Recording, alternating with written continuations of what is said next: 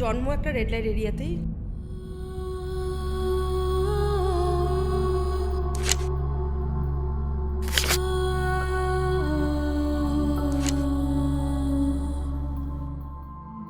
আমার মা এই পেশার সঙ্গে যুক্ত ছিলেন। আমি যাতে সুরক্ষিত থাকি, তো সেই সময় আমাকে একটা শেল্টার হোমে আনা হয় এবং সেখানেই আমি থাকতাম। এই যে যারা এইসব কাজকর্ম করছে তারা কোন ধরনের মেয়েদের বা মহিলাদের টার্গেট করে? বন্ধু বান্ধব, পরিবারের কেউ, মাসি পিসি কাকা এরাই করে দিচ্ছে। হ্যাঁ, অনেকের মনে হয় যে যারা এই ব্যবসার সঙ্গে জড়িত আছে তারা নিজের ইচ্ছায় আসছে, ওর তো এটা ভালো লেগে গেছে তাই জন্য ও আর যাবে না, ও তো এটা শখে করছে। তো এইটা আমার একটা বার্তা বলবো, কোনো মহিলা শখে কখনো কারোর সঙ্গে হয় না।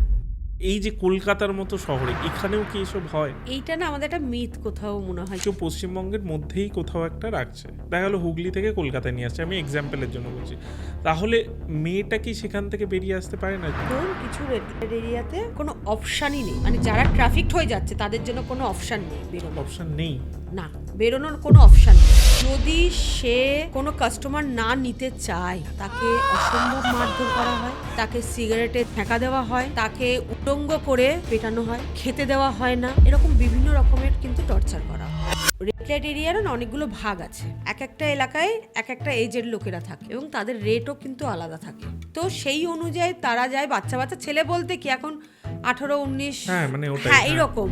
আজকাল ছেলেপিলেরা যায় জাস্ট এক্সপিরিয়েন্স করার, এক্সপ্লোর করার জন্য। কেউ একজন 10 বছর ধরে রয়েছে, যেমন অনেকের প্রশ্ন যে তাহলে কেন চলে যাচ্ছে না? এখন তো চলে যেতেই পারে, এতগুলো বছর। এখন যদি তারা চলে যায় সমাজের কোথায় গিয়ে দাঁড়াবে? সমাজ মেনে নেবে?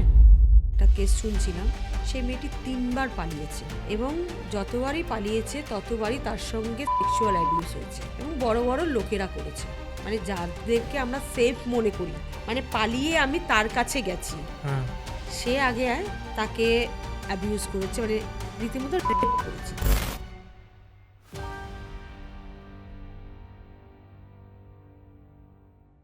আজকের পডকাস্টটি কোন বিষয়ে সেটা আপনারা থাম্বনেল দেখে আশা করছি বুঝতে পেরে গেছেন। এটুকু বলতে পারি, প্রচণ্ড ডার্ক এবং সেন্সিটিভ টপিক নিয়ে আজকে আমরা আলোচনা করেছি। সানভেদ একটি অর্গানাইজেশন যারা এই ভিকটিমদের বিভিন্ন থেরাপি, বিভিন্ন আমি বলতে পারি ডান্স থেরাপির মাধ্যমে কিভাবে তাদের মেন্টাল হেলথকে ঠিক করে, কিভাবে একটা মানুষ, কিভাবে একটা মেয়ে বা একটা ছেলে এই রকম ট্র্যাপে পড়ে যায়, ওরা কিভাবে তারপর তাদের মেন্টাল হেলথ ঠিক করে, এই সব কিছু নিয়ে আজকে আলোচনা করেছি আমরা আজকের পডকাস্টে। আজকে আমাদের সাথে রয়েছেন সবিতা দেবনাথ। তার মুখ থেকেই শুনে নেব এই ডার্ক রিয়ালিটির কথা এবং কিভাবে তারা এই ভিকটিমদের মেন্টাল হেলথকে স্টেবল করছে, এই সব বিষয়ে। আজকের পডকাস্টটি খুবই ইন্টারেস্টিং হতে চলেছে, বেশি দেরি করব না, চলুন আজকের পডকাস্টটি শুরু করা যাক।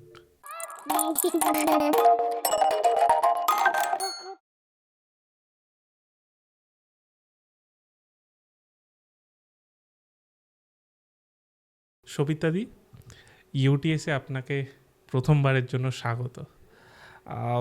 সানভেদ আপনাদের অর্গানাইজেশন, আমি যখন প্রথমবার শুনি আমার মানে আপনাদের কাজ মানে সত্যি খুব চ্যালেঞ্জিং, এটুকু আমি বলতে পারি। ওর জন্য আমার খুব ইন্টারেস্ট হয়েছিল পডকাস্টটা করার, যে জানার যে কি হয় কি না হয়। খুব কঠিন কাজ আপনাদের পক্ষেও, খুব আপনাদের আমি বলতে পারি যে লাইফ রিস্কের মানে একটা চান্সেস থাকে, মানে যে কোনো সময় যে কোনো কিছু হয়ে যেতে পারে, কারণ এরকম একটা ওয়ার্ল্ডে আপনারা কাজ করেন।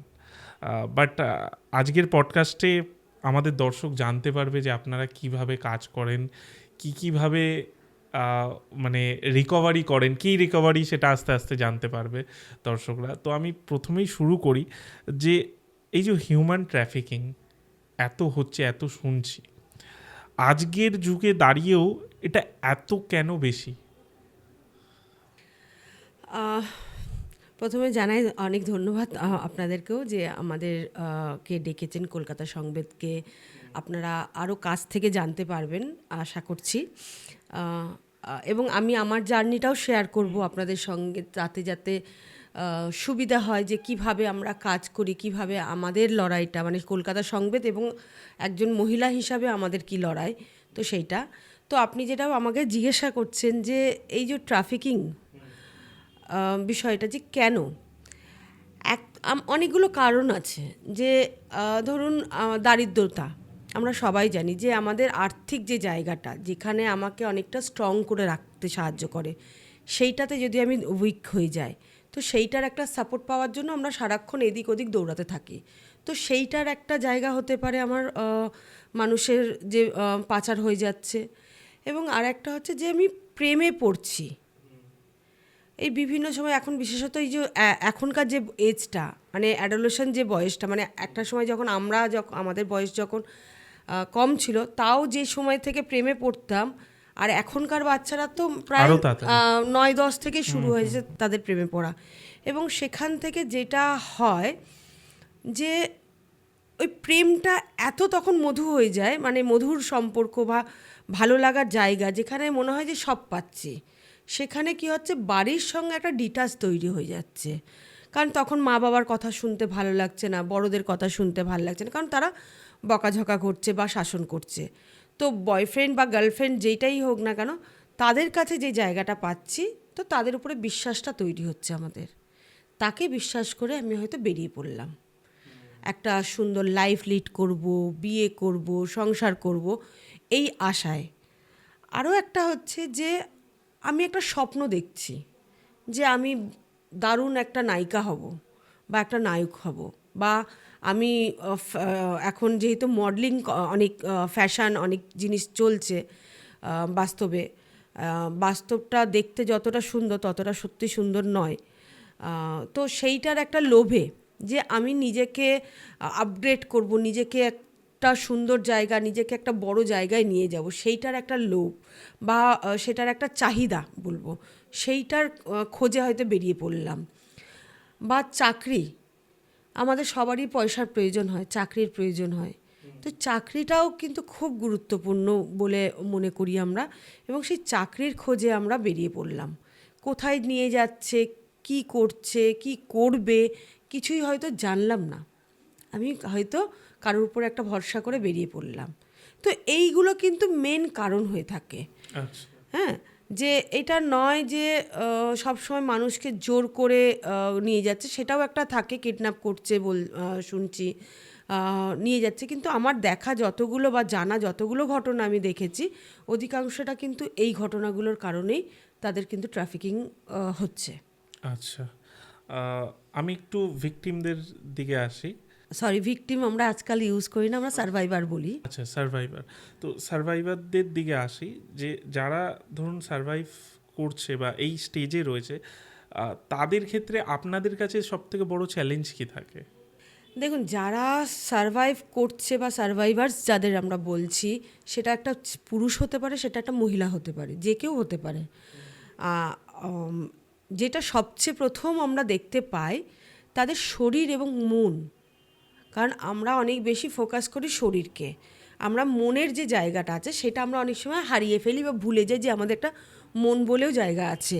তো যেটা হয় যে প্রথমেই হয় যে তার শরীর এবং মনের যে কানেকশান, এইটা বিচ্ছিন্ন হয়ে যায়। আচ্ছা।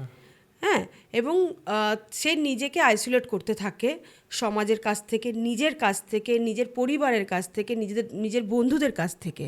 তো যার ফলে কী হচ্ছে, তার যে নিজস্ব একটা অস্তিত্ব থাকে, সেইটা কোথাও যেন হারাতে শুরু করে। এবং একটা সময়ের পরে এরকম বহু আমরা সার্ভাইভার্সকে পেয়েছি, দেখেছি যে তাদের বেঁচে থাকার ইচ্ছেটা সম্পূর্ণভাবে মরে যায়। আচ্ছা। সে কী নিয়ে বাঁচবে, কেন বাঁচবে, কোথায় যাবে, কি করবে, তাদের মাথাতে হাজারো প্রশ্ন থাকে, হাজারো কৌতূহল থাকে, হাজারো চিন্তা থাকে যে তারা ফিউচারে কোথায় গিয়ে দাঁড়াবে, তাদেরকে কি আদৌ এই সমাজ মেনে নেবে। তো এইটা একটা কিন্তু বড় কারণ। তার ফলে কী হচ্ছে, তাদের যে মানে শরীর তাদের শরীর নয়, মন তাদের মন নয়। তো এইটা কোথাও ভীষণভাবে বিচ্ছিন্ন হয়ে যায়। আচ্ছা। আচ্ছা, বাট মানে আমি পার্সেন্টেজ ওয়াইজ বলি, যারা ধরুন সার্ভাইভার, তারা মানে ম্যাক্সিমামই কি ঠিক হতে পারে, না একটা ট্রমা থেকে যায়? দেখুন, ট্রমা সবার থাকে কম বেশি, কিন্তু সেটার সঙ্গে মোকাবিলা করা, ধরুন আমি এখানে বসে আছি, আমারও জীবনে প্রচুর ঘটনা আছে, আমার মধ্যেও অনেক ট্রমা আছে, কিন্তু ট্রমাটাকে আমরা মোকাবিলা করার জায়গাটা তৈরি করি, ট্রমাটাকে রিলিজ করি। দেখুন, ঘটনা ভোলা যায় না, ঘটনা থাকবে। হ্যাঁ, ট্রমার যে মানে ট্রমাটাকে আমরা কি বলছি, মানে একটা ঘায়ের আকারে দেখছি ট্রমাটাকে, তো ঘাটা সারানো যায়, কিন্তু ঘাটা শুকিয়ে যাওয়ার পরে একটা তো দাগ থেকে যায়, ওই দাগটা কিন্তু থাকবে।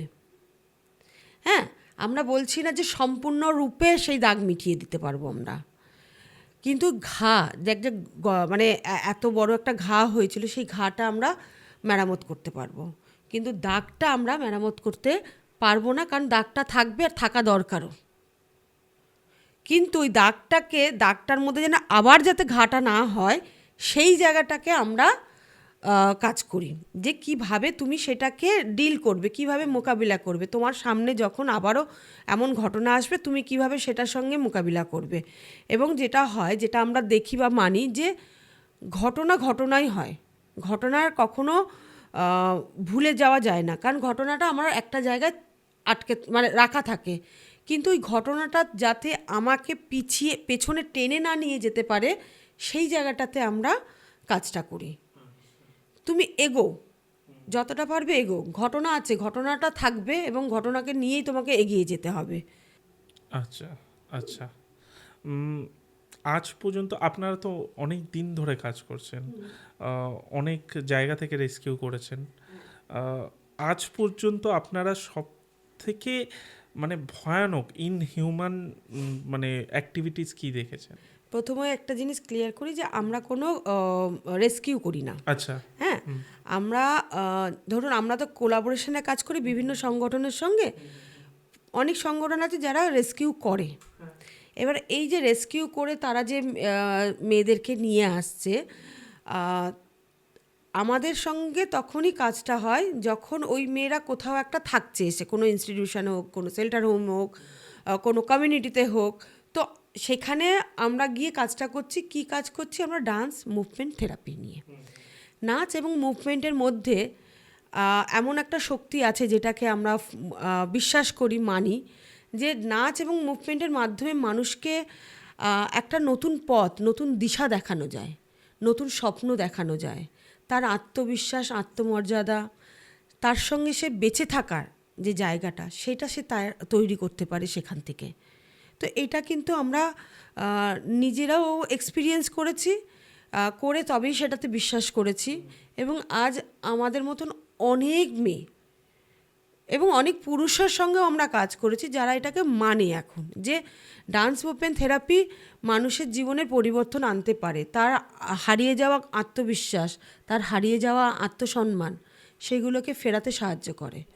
কারণ কোথাও সে যেহেতু নিজেকে আইসোলেট করতে থাকে, সেই জায়গা থেকে ফিরিয়ে আনা তাকে আবার, যে তুমি নিজেকে দেখো, তুমি নিজের দিকে তাকাও, তুমি আয়নার সামনে যাও, নিজেকে সুন্দর করে সাজাও, নিজেকে একটা পরিপূর্ণ রূপে দেখার চেষ্টা করো।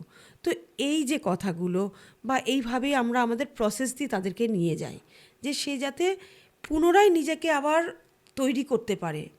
মাটির মানে একটা যখন মাটির আমরা দেখেছি যে একটা ঠাকুর যখন বানাচ্ছে, পুজো হয়ে যাওয়ার পরে ঠাকুরটাকে আমরা ভাসিয়ে দিচ্ছি, তো তার যে কাটামোটা থাকছে তাকে এনে আমরা আবার মাটি দিয়ে অন্য আরেকটা রূপ দিই।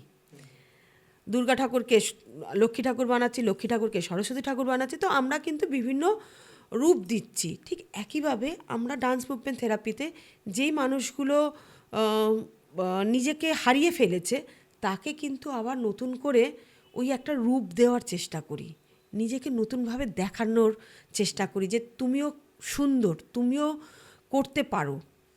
নিজেকে শুধু একটু দেখো, নিজের ভেতরের ইনার সেলফটাকে দেখো। মানে আমরা ওই জন্য অনেক ডিপে কাজ করি। মানে এটা নয় যে শুধু আমি দুটো মুভমেন্ট করালাম চলে এলাম, তা নয়। আমরা যখন কাজ করি তখন যখন আমি ট্রমা সার্ভাইভারদের সঙ্গে যখন আমরা কাজ করি, অনেক ডিপে কাজ করি, যাতে যেখানে সূত্রপাতটা হয়, মানে কি বলবো, রুট কজ যেটা বলি আমরা, না? তো এই যে তার যে নিজের ডিটাচ হয়ে যাওয়া যে জায়গাটা, বা সে যে নিজেকে একটা আইসোলেট করছে বা নিজেকে মনে করছে যে আমি কিছুই না, আমি মেয়ে বলে আমার সঙ্গে এটা হয়েছে, আমি খারাপ বলে আমার সঙ্গে এটা হয়েছে, আমার জন্ম অমুক জায়গায় হয়েছে বলে তাই আমার সঙ্গে এটা হয়েছে। কিন্তু না, সেখানেই আমাদের আটকাতে হয় যে তোমার মধ্যে কি কোয়ালিটি আছে, সেই কোয়ালিটিটাকে দেখার চেষ্টা করো এবং সেইটা দিয়ে নিজেকে একটা সৃষ্টি করো। তো সেটাতেই আমাদের কাজটা মেনলি থাকে। আচ্ছা, বাট এই কাজটা যখন আপনারা করেন তখন কি মানে তাদের মানে কোথা থেকে এসছে বা কিভাবে এই জিনিসগুলো হয়েছে সেটা কি জানেন বা জানার চেষ্টা করেন? দেখুন, যেটা হয় যে যেহেতু যখন কোনো পার্টিসিপেন্ট বা কোনো সার্ভাইভার রেস্কিউ হচ্ছে, তাকে অনেকগুলো ফেজ দিয়ে যেতে হয়।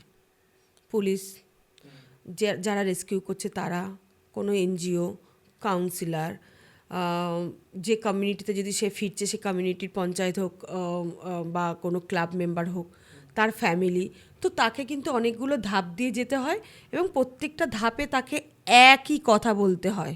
কোথায় ছিল, কি করেছে, কিভাবে হয়েছে, কেন হয়েছে, তাহলে তুই কি করছিলি তখন, মানে এই যে প্রশ্নগুলোর তাকে মুখোমুখি হতে হয়। এক তো তার সঙ্গে অনেক ঘটনা ঘটে গেছে, পরের ফেজে যে লড়াইটা তার হচ্ছে সেটাও কিন্তু খুব একটা সহজ হয় না। সেই কারণে আমরা ডান্স মুভমেন্ট থেরাপিতে কখনোই জিজ্ঞাসা করি না তোমার সঙ্গে কি ঘটেছে, শুধু আমরা জোর দিই নিজের নামটা বলো, নিজের নামটা বলো এবং নামটাকে তুমি পরিষ্কার শব্দে বলো, কারণ নামে আমাদের পরিচয়। তুমি নাম, যখনই একজন মানুষ, আপনারাও কখনো খেয়াল করে দেখবেন, যদি কখনো নিজের নামটাকে একদম সাহসের সঙ্গে যখন বলবেন, তখন অলরেডি একটা ভেতরে কিন্তু একটা কনফিডেন্স পাবেন। তো যার ফলে আমরা কিন্তু কখনোই তাকে নাম ছাড়া আর একটা প্রশ্নও করি না, কেন, কিভাবে, কোথায়, কেন তুমি সেখানে গেছিলে, হ্যানা তেনা, না, কারণ সেটা কিন্তু তাকে ডবল ট্রমা দেয়। তো সেইটাকে আমরা অন্যভাবে নিয়ে যাই, সে একটা সময় পরে নিজেই শেয়ার করে, জানো তো দিদি আমার সঙ্গে এটা হয়েছিল। এবার সেখানে না আমরা সহানুভূতি করব, না আমরা করুণা করব তাকে, আচ্ছা, ওগুলো আপনারা না, আমরা সমান অনুভূতিতে থাকি, আমরা একই জুতোয় পা রাখার চেষ্টা করি। একজন মানুষ যখন এসে বলছে যে দিদি আমার সঙ্গে এটা ঘটেছে, আমি তার সঙ্গে তার দুঃখে দুঃখীও হয়ে যাব না, কাঁদবো না, এবং তখন ওকে বলবো না হারে তোর সঙ্গে এটা হলো, কারণ সে কোনো বস্তু নয় বা তার সেখানে কোনো হাত নেই। হ্যাঁ, তো তার সঙ্গে হয়েছে, আমরা কিন্তু এটাকে একটা স্ট্রংলি হ্যান্ডেল করি, হয়েছে, হওয়ার ছিল, হয়েছে, এবার নিজেকে ওখান থেকে তুমি নিজেকে কিভাবে সামনে কি দেখতে পাচ্ছ সামনের দিকে এগিয়ে চলো, ওটা নিয়ে আর আমরা ওখানে গোল গোল গোল গোল করে ঘুরবো না, কারণ সেখানে তো সত্যি তার হাত ছিল না, আর আমিও গোল গোল করে আমিও কিচ্ছু পরিবর্তন আনতে পারবো না ওখানে, আমি কি তাকে ফেরোতে পারবো সেই পেছনের জীবনটাকে? আমি যেটা করতে পারি, আগে তুমি কিভাবে এগোবে সেইটা আমি করতে পারি, খুব বেশি হলে সেটাই আমরা কাজ করি। বাট আমি যে জিজ্ঞেস করছি, না হলে আপনি বলবেন না অবভিয়াসলি, মানে এরকম যেটা আমি আগেও করলাম, যে এরকম কি কিছু আপনি শুনেছেন বা আপনার সংস্থা থেকে শুনেছে যেটা আপনাদের খুব খারাপ লেগেছে, সেটা কি বলা যাবে কোনোভাবে? দেখুন, যখন সংগঠন আমরা শুরু করি প্রথম দিকে একদম, মানে 2004-05 গল্প এটা, তখন আমরাও মানে আমি ফাউন্ডার মেম্বার কলকাতা সংবেদের। অ্যাকচুয়ালি মানে আমাদের যিনি বস, ফাউন্ডার ডিরেক্টর, যিনি ডক্টর সৈনী চক্রবর্তী, উনি এবং আমরা আরও 4-5 জন মেয়ে মিলে আমরা এই কাজটা শুরু করি। তখন আমরা একটা ইনস্টিটিউশনেই থাকতাম, এবং যখন আমরা সিদ্ধান্ত নিচ্ছিলাম বা ভাবছিলাম যে আমরা একটা সংগঠন ক্রিয়েট করব আর ডান্স মুভমেন্ট থেরাপি নিয়ে মানুষের জীবনে যাব বা মানুষের কাছে পৌঁছাবো, তো সেই সময় যখন আমরা কাজ শুরু করি তখন আমাদের অনেক রকম চ্যালেঞ্জ ফেস করতে হয়েছিল। কারণ তখন নিজেরা অনেকটা ছোট, তখন নিজেরাই আমরা একটা শেল্টার হোম বা একটা ইনস্টিটিউশন থেকে বড় হওয়া, খুব বেশি শিক্ষা নেই, আমাদের এডুকেশনের জায়গাটা খুব স্ট্রং নয়। আমাদের এক একজনের বাড়ি কারোর রেড লাইট এরিয়ায়, কারোর কেউ হয়তো রেস্কিউ হয়ে এসছিল কখনো। তো সেইখান থেকে আমরা নিজেদেরকে তৈরি করেছি, এবং সেইখান থেকে যখন আমরা বিভিন্ন জায়গায় কাজে যেতে শুরু করলাম, আমাদের গায়ে একটা স্টিগমা বা একটা থাব্বা লাগানো থাকতো যে এরা হোমের মেয়ে, যার ফলে কি হতো, অনেক স্টাফেরা আমাদের ঠিক চোখে দেখতো না। অথচ যখন আমাদের ডিরেক্টর ডক্টর সৈনী চক্রবর্তী যখন সেশন নিতে যেতেন আমাদের সঙ্গে, তখন কিন্তু তাকে ভীষণ ভালোভাবে আপ্যায়ন করতেন, ভীষণ ভালোভাবে তার সঙ্গে কথা বলতেন। আমরা যখন যেতাম আলাদা ওনাকে ছাড়া, তখন দেখা যেত যে আমাদেরকে কেউ খুব একটা পাত্তা দিত না। হ্যাঁ, মানে কিন্তু বাচ্চারা কিন্তু খুব অ্যাপ্রিসিয়েট করতো, বাচ্চারা খুব আগ্রহী ছিল আমাদের সঙ্গে কাজ করতে। আমরা গেলে দৌড়ে চলে আসতো আমাদের কাছে। তো সেইগুলো খুব হতো, সেটাতে আমরা খুব এনজয় করতাম যে অ্যাটলিস্ট যাদের জন্য আমরা করতে নেমেছি তারা তো আমাদেরকে দেখছে। এবং প্রথম থেকে এটা ভয় ছিল যে কাজটা যেহেতু খুব নতুন এবং সম্পূর্ণভাবে আলাদা, এটা দেখে বোঝা যায় না আদৌ কেউ এটাকে মেনে নেবে, বা আদৌ কি এইটা আমরা টিকিয়ে রাখতে পারবো, এগিয়ে নিয়ে যেতে পারবো। তো এরকম অনেক প্রশ্ন আমাদের তখন এসছিল মনেতে, এবং একটু ভয়ও হতো, কারণ তখন আমাদের কাছে ছিল না কোনো পয়সা।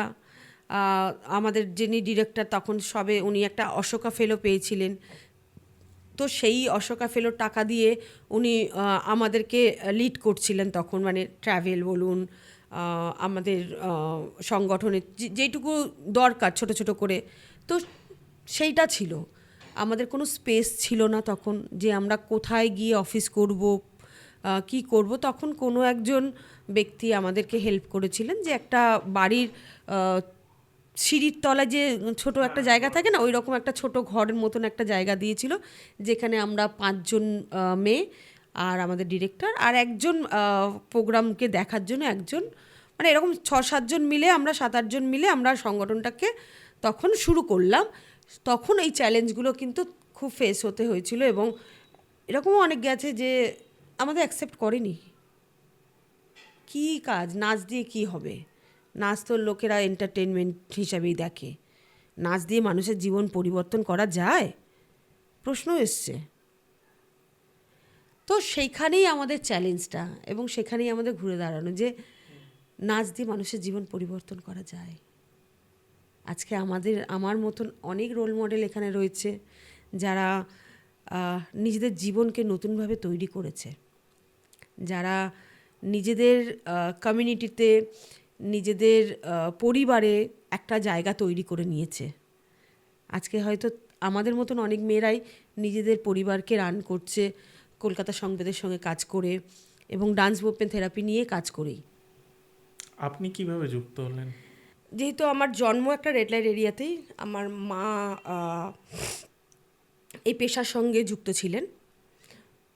তো সেই সময় আমি যাতে সুরক্ষিত থাকি, তো সেই সময় আমাকে একটা শেল্টার হোমে আনা হয়, এবং সেখানেই আমি থাকতাম। দেন ওই যেটা হয় যে স্কুলে যাওয়ার পরে একটা অন্য লাইফ দেখতে পাওয়া, এবং সেখানে আমার মতন মানুষ নয়, অন্য রকম মানুষদের দেখতে পেতাম। মানে অন্য রকম মানুষ মিন্স আমাদের কাছে সেই সময় ছিল যে যেহেতু আমার জন্ম একটা রেড লাইট এরিয়ায়, তো আমাকে লোকেরা অ্যাকসেপ্ট করবে না। তো এমনও গেছে 5-6 পরে, যখন আমি হাই স্কুলে যাই, আর যখন এটা জানতে পারে যে আমি একটা রেড লাইট এরিয়ায় থাকি, আমাকে স্কুলে বেঞ্চে আর বসতে দেওয়া হয়নি। আচ্ছা, স্কুল থেকে আমাকে বের করে দেওয়া হলো। এবং সেটা একটা লড়াই ছিল সেই সময়। ঠিক আছে, সেটাকেও আমরা মানে আমি আমার মতন করে সেই সময় ট্যাকেল করেছিলাম। কিন্তু তখন আমার মনে হয়েছিল যে কেন আমার সঙ্গে এটা হলো, অন্য বাচ্চারা তো পড়ছে। কারণ তখনও কিন্তু আমার কাছে ক্লিয়ার ছিল না রেড লাইট এরিয়া আর সাধারণ জীবন, মানুষের মধ্যে কি পার্থক্য। কারণ তারও লাইফ যেভাবে চলছে আমারও লাইফ সেইভাবে চলছে, পেশাটা শুধু আলাদা। আমার মায়ের পেশাটা আলাদা ছিল, তাদের বাড়ির লোকেদের পেশাটা আলাদা ছিল, এটাই ডিফারেন্স। তো সেখানে একটা বড় কনফিউশন তৈরি হয়েছিল আমার নিজের মনে যে কেন ভাই, আমিও তো মানুষ, তাহলে কেন আমার সঙ্গে এটা হবে। তারপরে সেটার ভয়তে আর স্কুলে যেতাম না, কারণ সেটা একটা আমার মধ্যে একটা আতঙ্ক দাগ টেনেছিল সেই মুহূর্তে। কারণ আবার যাব, আবার কোনো না কোনো জায়গায় আমি অপমানিত হব। তো ওইভাবে কিন্তু যেখানে থাকতাম, যে ইনস্টিটিউশনে, তারা চেয়েছিল পড়াশোনা করি, কিন্তু ওই যে ব্রেক হয়ে গেছিলো, তারপরে আর হয়নি। তারপরে আমিও চেষ্টা করেছিলাম, 8-9 অবধি পড়লাম, পড়ার পরে ওই ইন্টারেস্টটা আর পাচ্ছিলাম না। তারপরে স্কুল ছেড়ে দেওয়া, তারপরে আমি আবার বাইরে করেসপন্ডেন্সের থেকে ওপেন স্কুল থেকে পড়ার চেষ্টা করেছিলাম, কিন্তু ওই একটা মাথার মধ্যে ঢুকে গেছে যে আমাদের মতন ছেলে মেয়েদের পড়াশোনা করার কোনো অধিকার নেই, সেইটা গিয়ে কোথাও আমায় নাড়িয়ে দিয়েছিল। এবং তারপরে আস্তে আস্তে যখন আমি বড় হই,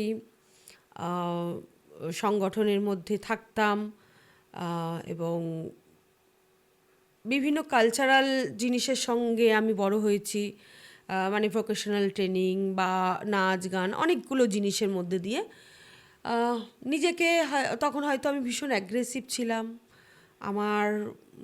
আমি লোকজনদের ধরে গাল দিতাম, মারপিট করতাম, কারোর কথা শুনতাম না। আর সেই সময়তে 1996 সালে প্রথম সোহিনী চক্রবর্তী, আমরা আন্টি বলি ওনাকে, যেহেতু একদম ছোট থেকে ওনার সঙ্গে কানেকশান আমাদের, ম্যাম যখন প্রথম আসেন তখন উনি শুরু করেন শুধু নাচ দিয়ে। ডান্স মুভমেন্ট থেরাপি যে হবে বা ডান্স মুভমেন্ট থেরাপি দিয়ে যে বদল আনবো, সেটাও তখনও আমরা এত কিছু ভাবিনি, শুধু উনি নাচ শেখাতে আসতেন। তো 1-2 বছর পরে গিয়ে দেখলাম নাচটা একটু অন্যরকম ফর্ম নিল। প্রথমে আন্টি, যেহেতু ডান্সার্স গিল্ডে আন্টি নাচ শিখতেন, তো উনি ওখানে শিখতেন এবং উনি অন্যান্য আরও অনেক জায়গায় বিভিন্ন ডান্স শিখতেন। শিখে এসে সেটা আন্টি আমাদের উপরেও বিভিন্ন রকমভাবে করাতে যেতেন। সেখান থেকে আমাদের একটা জায়গা চেঞ্জ হওয়া হলো এবং 2005-এ সম্ভবত আমার বিয়ে হয়। হ্যাঁ, লাভ ম্যারেজ হয় এবং সেটাকে বড় অনুষ্ঠান করেই হয় এবং 2005-এ বিয়ে করে আমি শিফট হয়ে যাই কলকাতা থেকে হায়দ্রাবাদে। হ্যাঁ, ওখানে গিয়ে একটা হোমে তখন আমি ডান্স মুভমেন্ট থেরাপি নিয়ে ছোট ছোট করে কাজ শুরু করি এবং ওখানে গিয়ে যখন আমার বেবি হয়, টুইংস বেবি হয়, তো আমার একজন বেবি মারা যায় এবং তারপরে শুরু হয় আমার ওখানে একটা বিশাল সমস্যা। ইনফ্যাক্ট বিয়ের আগেও হয়েছিল, যেটা হয়েছিল যে আমার মানে এক্স হাজব্যান্ড যিনি ছিলেন ভীষণ অ্যাগ্রেসিভ, ভীষণ সন্দেহবাতিক, ভীষণ অত্যাচারী এরকম। তো কোথাও গেলে ভীষণ সেটা নিয়ে আমার উপর টর্চার করতেন, কিন্তু তখনও যেহেতু ছাড়িনি, কারণ এইটা কোথাও আমার মনে হয়েছিল বা আমাদের ভাবিয়েছিল লোকেরা যে আমাদের মতন মেয়েদের কখনো বিয়ে হতে পারে না, আমাদের মতন মেয়েদের কখনো সংসার হতে পারে না, আমাদের মতন মেয়েদের কখনো সুন্দর জীবন হতে পারে না। আলটিমেটলি আমি বা আমাদের মতন মেয়েরা আলটিমেটলি ওই দেহ ব্যবসার সঙ্গেই যুক্ত হবে। তো এই একটা শব্দ আমার মাথাতে তখন চলতো এবং যার জন্য অত অত্যাচারের মধ্যেও কিন্তু আমি সেই মানুষটাকে সেই সময় ছাড়িনি এবং বিয়ের পরও 5 বছর কিন্তু আমি এই অত্যাচারের মধ্যে, মানে সেখানে শারীরিক অত্যাচার, সেখানে মানসিক, সেখানে সেক্সুয়াল এবং সেখানে ভার্বালি, তো সব রকমভাবেই আমি কিন্তু অত্যাচারের শিকার হয়েছি। একটা সময় পরে যখন আমার মেয়ের 3-3.5 বছর বয়স, তখন আমার মনে হয়েছিল যে এইভাবে আর থাকা যায় না। তখন অলরেডি আমি ডান্স মুভমেন্ট থেরাপি নিয়ে কাজ করছি। তখন আমি আবার কলকাতাতে 2006-এ আমি কলকাতায় চলে আসি এবং এইটা আমার কেন মনে হয়েছিল, আমি ওই সময় একটা ডোমেস্টিক ওয়ার্কারদের সঙ্গে কাজ করতাম, যারা লোকের বাড়িতে কাজ করেন। আহ, সেই মহিলাদের সঙ্গে আমরা স্টেশনে দাঁড়িয়ে কাজ করতাম, যে ওই ট্রেন আসতো, তারা নামতেন, মানে মানে ট্রেনের জন্য ওয়েট করতেন, মানে আধ ঘন্টা 1 ঘন্টা পর পর যেহেতু ক্যানিং ট্রেন ওইগুলো থাকে, তো ওই যে সময়টা 0.5 ঘন্টা 15 মিনিট যে সময়টুকু আমরা পাচ্ছিলাম, সেই সময়টুকু তাদের সঙ্গে একটু কাজ করতাম, কি না তাদের হিল করার জন্য, মানে তারা যে সারাদিন কাজ করছে তাদেরকেও একটু আরাম দেওয়া। এবং তাদের কাছ থেকে অনেক শুনতাম তাদের বরেরা মদ খেয়ে মারধর করছে, তাদের বরেরা সেক্সুয়াল অ্যাবিউজ করছে, কিন্তু অ্যাবিউজ তো ওইভাবে ওরা বোঝেন না, তাদের হয়তো কথাবার্তায় বুঝতে পারছি যে এটা হয়তো সেক্সুয়াল অ্যাবিউজ হচ্ছে, এটা হয়তো তার বিরুদ্ধে তার সঙ্গে সেক্স করা হচ্ছে, সেক্স অ্যাক্ট করা হচ্ছে। তো এইরকম বিভিন্ন শব্দ উঠে আসছিল, এবং সেখানে আমি দিনের পর দিন ওদের শিখেছি প্রতিবাদ করতে হবে। হ্যাঁ, তোমার বর তোমার সঙ্গে এটা করছে, সেটা ভুল, তোমাকে কথা বলতে হবে, তোমাকে ওটা আটকাতে হবে। তো কোনো একদিন কোনো একজন দিদি বলেছিলেন, যারটা সেই বোঝে, যে যার সমস্যা সে তারই বোঝে, আপনারা তো দেখতে পাচ্ছেন না। তাই সেদিনকে না আমার খুব ভেতরে একটা ধাক্কা দিয়েছিল, এবং তখন আমি নিজের কাছে, আমি তখন নিজেরটা তখন দেখতে লাগলাম যে এই স্ট্রাগল দিয়ে কিন্তু আমিও যাচ্ছি, কিন্তু আমি তো কোনো দিন প্রতিবাদ করতে পারিনি। তাহলে আমি ওই দিদিদেরকে কি বলছি? তার মানে আমি মিথ্যে প্রতিশ্রুতি দেখাচ্ছি, মিথ্যে বোঝাচ্ছি, যেটা আমি করতে পারছি না, তার মানে উল্টো দিকের মানুষটাও করতে পারবে না। সেই দিন দাঁড়িয়ে আমি সিদ্ধান্ত নিই যে এখানে দাঁড়িয়ে আমায় কিছু স্টেপ নিতে হবে।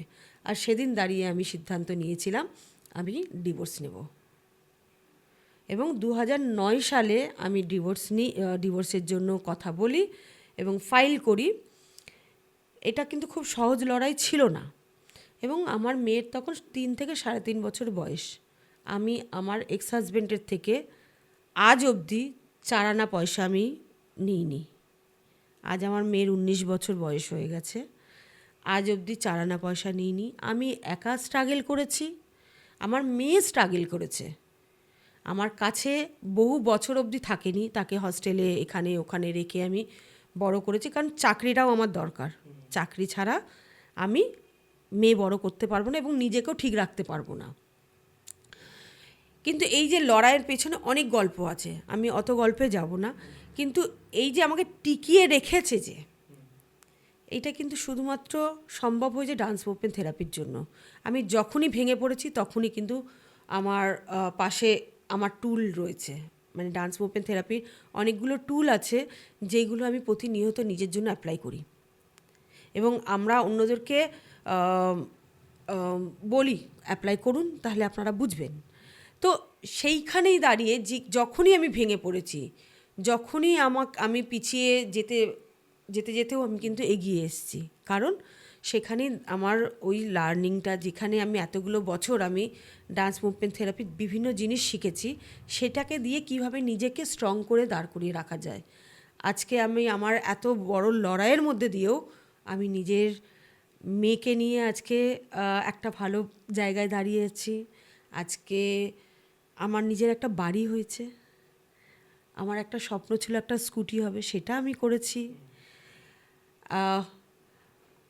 আমার আশপাশটাকে আমি চেষ্টা করছি যে ভালো রাখার, ভালো করার।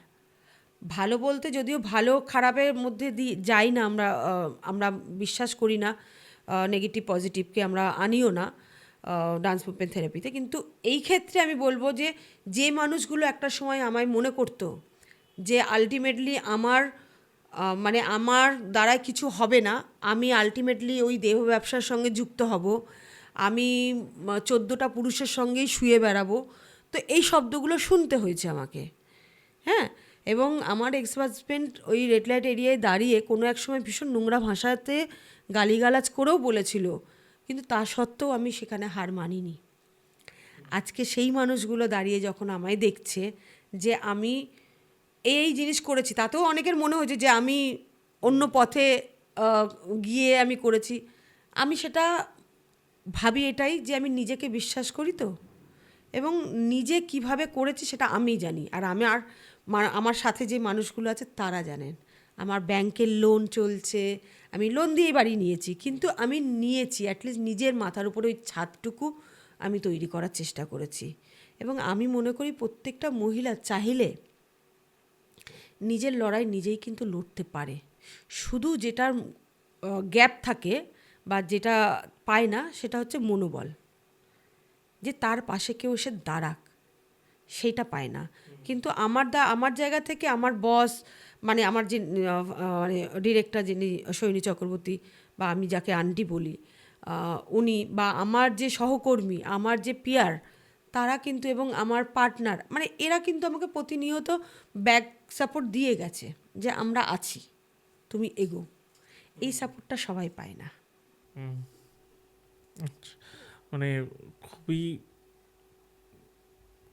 মানে কি বলবো, যেরকম আমি ভাষা হারিয়ে ফেলছি কাইন্ড অফ, যেরকম মানে ব্যাকগ্রাউন্ড থেকে আপনি এসে আজকে এই জায়গাটায় দাঁড়িয়েছেন, এটা সত্যি রেসপেক্ট করার মতো।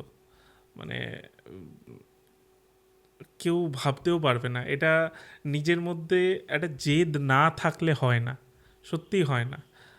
তো এটুকুই বলতে পারি। ইনফ্যাক্ট আমি এখন অনেকে, মানে এটা অনেকে বলে আমি তাদের রোল মডেল, বা বেশ কিছুজন, মানে আমি যে কমিউনিটিগুলোতে কাজ করি সেইখানে বেশ কিছুজন লিডার তৈরি হয়েছে। মানে আমাদের প্রসেসটাই কিন্তু মানে হিলার টু লিডার আর কি। হ্যাঁ, মানে হিল হও, দেন তোমাকে আমরা লিডারের জায়গায় নিয়ে আসছি, দেন তুমি তোমার মতন করে লিডারশিপটাকে নিয়ে যাও। মানে এই নয় যে তুমি লিডার হচ্ছ মানেই তোমাকে ডিএমটি করতে হবে, তুমি লিডার হচ্ছ মানেই তোমাকে লড়তে হবে। তুমি তোমার লিডারশিপটাকে কিভাবে কাজে লাগাবে, সেই জায়গাটাকে আমরা দেখানোর চেষ্টা করি। এবার আমরা এই পডকাস্টটাকে অন্য একটা দিকে নিয়ে যাই, যেখানে মানুষ একটু সতর্ক যাতে হয়, সেরকম আমি কিছু প্রশ্ন করি, যাতে যারা দেখছে তারা যেন আজকের দিনে সতর্ক হতে পারে এই সব ট্রাফিকিংয়ের দিক থেকে। আমি প্রথমেই জিজ্ঞেস করি যে এই যে যারা এইসব কাজকর্ম করছে, ট্রাফিকিং করছে, তারা কোন ধরনের মেয়েদের বা মহিলাদের টার্গেট করে? প্রথমত বলি যে ট্রাফিকিং শুধু মহিলা আর মেয়ে হয় না, ট্রাফিকিং পুরুষও হয়। হ্যাঁ। তো কোন ধরনের বলছে, হ্যাঁ অধিকাংশ মেয়ে বা মহিলারাই হয়, এটা ঠিকই। বন্ধু বান্ধব, আচ্ছা, পরিবারের কেউ, মাসি পিসি কাকা এরাই জ্যাঠা। করে দিচ্ছে? হ্যাঁ হ্যাঁ, এই পাশের বাড়ির পিসিটা, এই পাশের বাড়ির ওই কাকিমাটা, ওই পাশে ওই 3টে ঘর পেছনে। হ্যাঁ, তো এইরকম বয়ফ্রেন্ড, হাজবেন্ড, মানে যাকে আমরা কোট আনকোট হাজবেন্ড বলে মানি, তারা। তো এরকম বহু গল্প আমি দেখেছি, শুনেছি। বিশেষত কিছু কমিউনিটির লোকেরা 4-5টা করে বিয়ে করছে, করে আর কলকাতায় নিয়ে আসছে, বিভিন্ন জায়গায় একটা করে বউকে বেচে দিচ্ছে নিয়ে গিয়ে, বার এই প্রস্টিটিউশনের সঙ্গে যুক্ত করে দিচ্ছে। কারণ আমি এই কারণে বলছি, কারণ আমি রিসেন্টলি একটা প্রজেক্ট নিয়ে আমি একটা রেড লাইট এরিয়ায় কাজ করছিলাম। আচ্ছা। তো প্রজেক্টটা ছিল, আমার নাম ছিল ব্লুম মানে ফোটা। তো সেইখানে আমার কাজটাই ছিল রেড লাইট এরিয়ার মহিলাদের সঙ্গেই কাজ করব, এবং দুরকম এজে ছিল, দুটো এলাকায়। একটা হচ্ছে আপনার ওই একদম 25-26 থেকে 40 এরকম, তারপর আরেকটা ছিল যে 40-এর পরে যাদের এজ, যারা আজও এই ব্যবসার সঙ্গে যুক্ত আছেন তাদের সঙ্গে। তো সেইখানে দেখলাম যে একই মানে একটা হাজবেন্ড তার 3টে বউ। আচ্ছা। হ্যাঁ, এবং জিজ্ঞেস করা, মানে ইনফ্যাক্ট যখন আমি ছোট ছিলাম তখন আমি দেখেছিলাম, মানে আমার চেনা, হয়তো আমি তাকে মেশো বলছি, এই গেল একটা করে বিয়ে করে নিয়ে চলে এলো, তাকে একটা অমুক ঘরে রাখলো বা অমুক বাড়িতে রাখলো, সে কিন্তু এসে এই পেশার সঙ্গেই যুক্ত হয়ে গেল, কোনো কোনো ক্ষেত্রে এনে ট্রাফিক হয়ে গেল। মানে এইটা অনেকের মনে হয় যে যারা এই ব্যবসার সঙ্গে জড়িত আছে তারা নিজের ইচ্ছায় আসছে, এটা কিন্তু অনেকের মিথ আছে, বা তাদের ভালো লাগে বলে তারা এখানে আছে। এটা অনেক সময় শুনেছি, ওর তো এটা ভালো লেগে গেছে তাই জন্য ও আর যাবে না, ও তো এটা শখে করছে। তো এইটা আমার একটা বার্তা বলবো, কোনো মহিলা শখে কখনো কারোর সঙ্গে শোয় না। শব্দটা হয়তো একটু কানে লাগার মতন, কিন্তু যখন আমরা বলছি কাউকে নিয়ে তখন কিন্তু আমরা এই শব্দগুলোই ইউজ করি, বা এর থেকে খারাপ শব্দ আমরা ইউজ করি। তো যখন একজন মহিলা তার নিজের ইচ্ছের বিরুদ্ধে অন্য পুরুষের সঙ্গে একই বিছানা শেয়ার করছে, সেটা খুব একটা ইজি বলে তো আমার মনে হয় না। তার যে ভেতরের যন্ত্রণা, তার যে কষ্ট, সেটা আমরা কিন্তু কেউ দেখতে পাই না। এটা একটা আমার বার্তা যে আর যাই হোক না কেন, এই মানুষগুলোকে নিয়ে আমরা যদি কোনো বাজে কমেন্ট বা বাজে কথা না বলি, হ্যাঁ হ্যাঁ, এখন এটাও ঠিক যে অনেক আজকালকার দিনে যে অনেক জায়গায় হচ্ছে, অনেক রকম ঘটনা ঘটছে যে আমি আমার শখ হয়েছে বা আমি এক্সট্রা অনেক পয়সা রোজগার করব বলে যাচ্ছে, সেটা অন্য ব্যাপার। কিন্তু যারা অ্যাকচুয়ালি রেড লাইট এরিয়াগুলোতে রয়েছেন তারা কিন্তু সবাই শখে আসেননি। তো যারা নিয়েও যাই, যে বললাম কারোর হাজবেন্ড হয়তো নিয়ে গিয়ে বেচে দিল কোথাও, বা নিয়ে গিয়ে নামিয়ে দিল এই পেশার মধ্যেই, কারোর বয়ফ্রেন্ড, কারোর মামা জ্যাঠা কাকা মাসি পিসি দিদি, এই কাজ দেওয়ার নাম করে কারা নিয়ে যায়? নিশ্চয়ই আমার বাড়ি কলকাতায়, আর দিল্লি থেকে কেউ এসে আমায় বলবে না যে চলো তোমায় কাজ দিচ্ছি। আমার পাশের ঘরের মা দিদি কাকা মামা জ্যাঠা তারাই তো বলবে, জানিস তো ওখানে একটা কাজ আছে, তুই যাবি? এইভাবে তোপ ফেলা হয়। এবার আমি বললাম হ্যাঁ আমি যাব, আমাকে নিয়ে চলো। নিয়ে চলে গেল। নিয়ে গিয়ে কোথায় গেল? কোনো না কোনো একটা রেড লাইট এরিয়াতে বা কোনো না কোনো এরকম কোনো জায়গায় নিয়ে গেল। এবং ট্রাফিকিং মানেই যে সবসময় সবাই এই দেহ ব্যবসার সঙ্গে যুক্ত হয় সেটা কিন্তু নয়। আচ্ছা। ট্রাফিকিংয়ের কিন্তু অনেকগুলো ভাগ আছে। কাউকে নিয়ে গিয়ে কারোর বাড়িতে কাজে লাগালো, পয়সা দিল না ঠিক মতন, এবং তার সঙ্গে সেক্সুয়াল হ্যারাসমেন্টও হচ্ছে, তার সঙ্গে বিভিন্ন রকম নির্যাতন হচ্ছে কিন্তু, এবং তারা তাদের যে প্রাপ্য পয়সাটুকু তারা কিন্তু পায় না। এটা একটা হয়। কাউকে চাইল্ড লেবার হিসাবে নিয়ে যে চলে যাচ্ছে, ছোটো বাচ্চাদের যখন নিয়ে যাচ্ছে তাকে লেবার, ওই কয়লার খনিতে, এই কোনো কলকারখানা, এই চকলেট ফ্যাক্টরিতে, এই বাজি ফ্যাক্টরিতে, এইগুলোতে নিয়ে গিয়ে কাজ করাচ্ছে। তো এখানেও কিন্তু ঠিকঠাক তারা কিন্তু আয় পাচ্ছে না। আবার অনেক সময় দেখা যায় যে তারা এই যে অর্গান পাচারের যে ব্যাপারটা থাকে, এই পাচারের মধ্যে দিয়েই কিন্তু নিয়ে যাওয়া হচ্ছে। এগুলো হচ্ছে এই পুরোটাকে জুড়েই আমরা মানব পাচারের মধ্যেই আমরা দেখছি। তো মানব পাচারের মধ্যে যে কোনো মানুষই হতে পারে, সেটা পুরুষ মহিলা বাচ্চা বয়স্ক মানুষ সবাই হতে পারে। কিন্তু মানে আমরা সচরাচর শুনে থাকি যে গ্রামের দিকে এইসব বেশি হয়, বাট আপনারা ভালো বলতে পারবেন যে এই যে কলকাতার মতো শহরে এখানেও কি এসব হয়? এইটা না আমাদের একটা মিথ কোথাও মনে হয় যে শুধু গ্রামের লোকেদের পাচার হচ্ছে। গ্রামের লোকেদের শুধু নয়, এটা পাচারের কিন্তু কোনো আজকের ডেটে দাঁড়িয়ে পাচারের কিন্তু কোনো রকম ইয়ে নেই যে গ্রাম শহর বলে নয়। আজকালকার দিনে সব জায়গায় মানুষই খুব একটা নিরাপদ নয়। সেটা গ্রাম হতে পারে, সেটা শহর হতে পারে, সেটা শহরতলি হতে পারে, সেটা যে কোনো জায়গা হতে পারে। কার কাছে পয়সা আছে আর কার কাছে পয়সা নেই সেটাও কিন্তু আজকাল আর দেখা হয় না। আমার কাছে পয়সা নেই, আমিও ট্রাফিকড হতে পারি, আপনার কাছে পয়সা আছে, আপনিও ট্রাফিকড হতে পারেন। হ্যাঁ, যেটা হয় সেটা হচ্ছে যারা করেন তারা বোঝেন তার কি নিড, সেই নিডটাকে বুঝে তার উপরে সেটাকে অ্যাপ্লাই করা হয়। ধরুন আপনার নিড, আপনার হয়তো প্রচুর পয়সা আছে, আপনার নিড আমি একজন হিরো হব, আমি ভাই বম্বে যাব, বম্বে গিয়ে একটা দারুণ জায়গায় আমি যাব, শুটিং করব, এই করব, এটা হয়তো আপনার স্বপ্ন। কিন্তু আপনার বাবা মার প্রচুর টাকা আছে, কিন্তু আপনার বাবা মা ওই জায়গাটা দিচ্ছে না। তখন এসে আমি আপনাকে বললাম আমার কাছে কিন্তু এরকম স্কোপ আছে, করবে? তুমি রাজি হয়ে গেলে, চলো, বাস হয়ে গেল। হ্যাঁ, মানে এইভাবে হচ্ছে, মানে বড়লোক গরিব গ্রাম শহর বলে আজকালকার কিছু নেই। আমরা আগেকার দিনে ভাবতাম যে গ্রামের লোকেরা হয়তো বোঝে না তাই চলে যায়, শহরের লোকেরাদেরও কিন্তু একই অবস্থা আজকে ডেটে দাঁড়িয়ে। সবাই আমরা চাহিদার, হ্যাঁ, অপরন্ত চাহিদার কিন্তু আর শেষ নেই। আর চাহিদার তো যদিও শেষ থাকে না, তো এইটুকুতে হবে না, আরেকটুতে হবে না, আরেকটু, মানে এই যে চাইতে চাইতে চাইতে চাইতে যে আমরা কোথায় গিয়ে পৌঁছে যাচ্ছি সেটাই কখনো আমরা বুঝতে পারি না।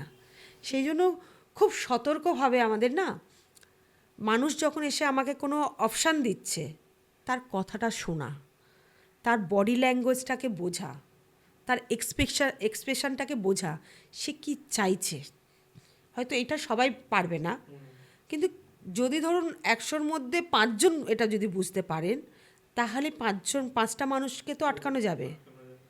কারণ ওই অবজারভেশনের জায়গাটা হয়তো সবার অতটা স্ট্রং থাকে না, কিন্তু একজন মানুষ হঠাৎ করে এবার কেন এসে আমাকে অফার দেবে, কি এমন ইন্টারেস্ট, ভাই আমি তো তোমাকে খুব ভালো চিনি না, আমার কাজের দরকার ঠিকই। যখন আসছে তাকে প্রশ্ন করো, তোমার তাতে কিসের লাভ, তুমি যে আমাকে নিয়ে যাচ্ছ তুমি কিসের লাভ, মানে তোমার লাভটা কিসের, তুমি এবার এত উৎসাহী কেন আমাকে নিয়ে যাওয়ার জন্য। আর তার কাছে ডিটেলস চাও, বাড়িতে ডিটেলস রাখো, তার খোঁজ নাও, যেখানে তোমাকে নিয়ে যাওয়ার কথা বলছে সেই জায়গাটার খোঁজ নাও। আজকাল আমাদের ইন্টারনেট আছে, ইন্টারনেটটাকে আমরা মিস ইউজ করি। ইন্টারনেটে দেখো সেটা কেমন জায়গা, সেখানে কি ধরনের কাজ হয়, তাদের সঙ্গে নিজেই কমিউনিকেশন করো। সবসময় যে আমরা লোকের মারফত ধরে বা লোকের হাত ধরে যাব না, এইখানে প্রথমে আটকাতে হবে। যদি আমার যেতে হয় ঠিক আছে, আপনি আমায় খবর দিন। আমরা তো চাকরির জন্য অনেক জায়গায় যাই না ইন্টারভিউ দিতে, এই যে যেমন আজকে আমি এখানে এসেছি, আমাকে শুধু একটা মেল পাঠানো হয়েছে, আমাকে অ্যাড্রেস পাঠানো হয়েছে, আমি কিন্তু এখানে আসার আগে আমি কিন্তু সেটাকে মানে করেছি, দেখেছি, এবং আমার যারা সিনিয়র আছেন বা আমার যিনি ডিরেক্টর আছেন আমি তার সঙ্গে কমিউনিকেশন করেছি। আমি ইনস্ট্যান্ট সিদ্ধান্ত নিয়ে চলে আসবো। আমার HR সেটাতে দেখেছে। এটা যেহেতু অর্গানাইজেশনের ব্যাপার, এটাতে অনেকে ইনভলভ, কিন্তু যদি আমি মনে করি যে আমি কারোর হেল্প নেব, ইনস্ট্যান্ট সিদ্ধান্ত নেব না। মানে আজকে আমার কাছে অফার এসছে, চলো তোমাকে এই কাজটা দেব, চলো তোমাকে আমি ওখানে নিয়ে যাব, সময় নাও, ঠিক আছে যাব, আমাকে 2 দিন সময় দাও। তুমি ওই 2 দিনে তোমার সার্কেলে তোমার পিয়ার যারা আছে, যারা একটু বড় যারা আছে, যারা এগুলো বোঝে, তাদের সঙ্গে কথা বলো। যদি স্কুল টিচার থাকে তাদের সঙ্গে কথা বলুন। কমিউনিটিতে অনেক ক্লাব আছে বা মানে ডফিং সেন্টারগুলো রয়েছে, বা অনেক যারা এখন আশা মানে এরা রয়েছেন তাদের সঙ্গে কথা বলি। কারণ না কারোর সঙ্গে খোঁজ নেওয়া, মানে কারোর না, যে এটা ঠিকঠাক জায়গা কি না, দেন যাও, তাহলে দেখবে আশা করছি অতটা বড় সমস্যায় পড়তে হবে না। কারণ সব রকমভাবে যদি আমি প্রিপারেশন নিয়ে যাই, সমস্যায় একটু কম পড়তে হবে। প্লাস যে লোকটা অফার দিচ্ছে তারও ব্যাকগ্রাউন্ড চেকটা করে নাও, যে সে কেন হঠাৎ এরকম ইন্টারেস্ট। এবং যদি আমি বিপদে পড়ি, আমাকে সবসময় অপশান রাখতে হবে, যদি আমি বিপদে পড়ি তাহলে আমার কি করণীয়, সেই পদক্ষেপটাও কিন্তু আমাকেই নিতে হবে। তার জন্য কিন্তু নিজেকেই ওই জায়গাটা তৈরি করতে হবে, যে আমি যদি যাচ্ছি, ঠিক আছে চলো আমি আমার দায়িত্ব, ধরো আমি অ্যাডাল্ট একজন মেয়ে, আমি আজকে যে বয়সে দাঁড়িয়ে আছি আমি গেলাম, হতেই পারে আমি বিপদে পড়েছি, আমি এখানে আসতে গিয়ে হতেই পারে যে আমার মনে হলো জায়গাটা সেফ নয়, তাহলে আমি কি করব? আমি কি এসে ইন্টারভিউটা দেব, নাকি আমি ভাই গেট থেকে দেখলাম 2-4টে ছেলেপিলে বসে রয়েছে এখানটায়, আমার দেখে মনে হচ্ছে জায়গাটা ঠিকঠাক না, আমি তাহলে আশপাশে গিয়ে একটু কথা বলবো আর আমি রিটার্ন চলে যাব। তো এইগুলোর জন্য কোনো অবজারভেশনের খুব একটা দরকার পড়ে না, শুধু আমি দেখে বুঝলাম, বা যারা ছেলেরা রয়েছে বা যারা রয়েছে স্টাফেরা, তাদের ব্যবহারটা কেমন, সে কি ধরনের কথা বলছে, মানে এইগুলোকে আমাদের একটুখানি দেখতে হবে। তাহলে হয়তো আমরা অনেকটা সেফ থাকতে পারতে পারি। না সত্যি আমার পরের প্রশ্নটাই এটা ছিল, যে কিভাবে এখন মানুষ সতর্ক হবে। আপনি একবারই যখন বলে দিলেন, মানে সত্যি মানে এটা বেশি কিছু না, নিজের মাথাটা একটু খাটালেই হয়ে যায়। আহামরি যে এই বিশাল কিছু ভাবতে হবে, কাউকে এই করতে হবে, সেরকম নয়। এখন ইন্টারনেট আছে, মানুষ খুঁজে নেবে, বা পরিচিত কেউ যদি ওই দিকে থাকে জেনে নাও, প্লাস যে অফার দিচ্ছে তার ব্যাকগ্রাউন্ড চেক করে নাও। হ্যাঁ, এবং আরেকটা জিনিস অ্যাড করি, যেটা আমরা যে কিভাবে ট্রাফিকিংয়ের কথা যেটা হচ্ছিল, যে কারা করে কিভাবে হয়, আজকালকে কিন্তু এই যে সোশ্যাল মিডিয়ার মাধ্যমেও কিন্তু প্রচুর প্রচুর এই ধরনের কাজকর্ম হচ্ছে। তো সেটা তো সোশ্যাল মিডিয়া থেকেও একটু দূরে, মানে আমি কোথায় আছি, কখন কোথায় যাচ্ছি, কি করছি, কার সঙ্গে মিট করছি, কি খাচ্ছি, কি পড়ছি, এই ডিটেল যখনই আমি একটা সোশ্যাল মিডিয়ায় দিচ্ছি প্রত্যেকটা মুহূর্ত, তারা কিন্তু আমাকে ট্র্যাক করছে কেউ না কেউ, এবং সেই অনুযায়ী কিন্তু আমি ওই ট্র্যাকের মধ্যে পড়ে গেলাম, তারপরে কিন্তু আমাকে ওখানে কোনো না কোনো একটা জায়গা থেকে হাওয়া হলাম। তো খুব সাবধান, মানে সোশ্যাল মিডিয়া আছে, ইউজ করব, নিশ্চয়ই করব, আমাদের ভালো লাগে, অনেক ভালো ভিডিও থাকে, অনেক খারাপ ভিডিও থাকে, অনেক শিক্ষাগত জিনিসপত্র থাকে। আমরা কোনটা করছি, কি শিখছি, কি জানছি, সেটা বড় কথা। মানে আমার চারপাশে, মানে ইনফ্যাক্ট আমার একজন দুজনকে আমি সবসময় বলি যে ফোনটা সারাক্ষণ তো বাচ্চাটার হাতে রয়েছে, তাকে শেখাও যে তার চারপাশে কি ঘটছে, তার 1% মতন আইডিয়া নেই যে আমার আশেপাশে কি হচ্ছে, আশেপাশে কি কি ঘটনা ঘটছে, কি কি ধরনের মানে হাওয়া বইছে, এগুলো আমরা কখনো দেখি না, শুনিও না। বাচ্চাদেরকে ফোন দিচ্ছি, দাও, সাথে এটাও অ্যাড করো। এবং যে অ্যাওয়ারনেসের কত রকমের ভিডিও রয়েছে, বিভিন্ন বয়সের জন্য বিভিন্ন ধরনের ভিডিও রয়েছে বিভিন্ন বিষয়ের উপরে, আমরা কি সেইগুলো কখনো দেখাচ্ছি বাচ্চাদের? বাচ্চা বলো, মানে অ্যাডোলেশনও যারা, তাদের জন্য তো অনেক ধরনের ভিডিও, সেইগুলো কি আমরা দেখাচ্ছি?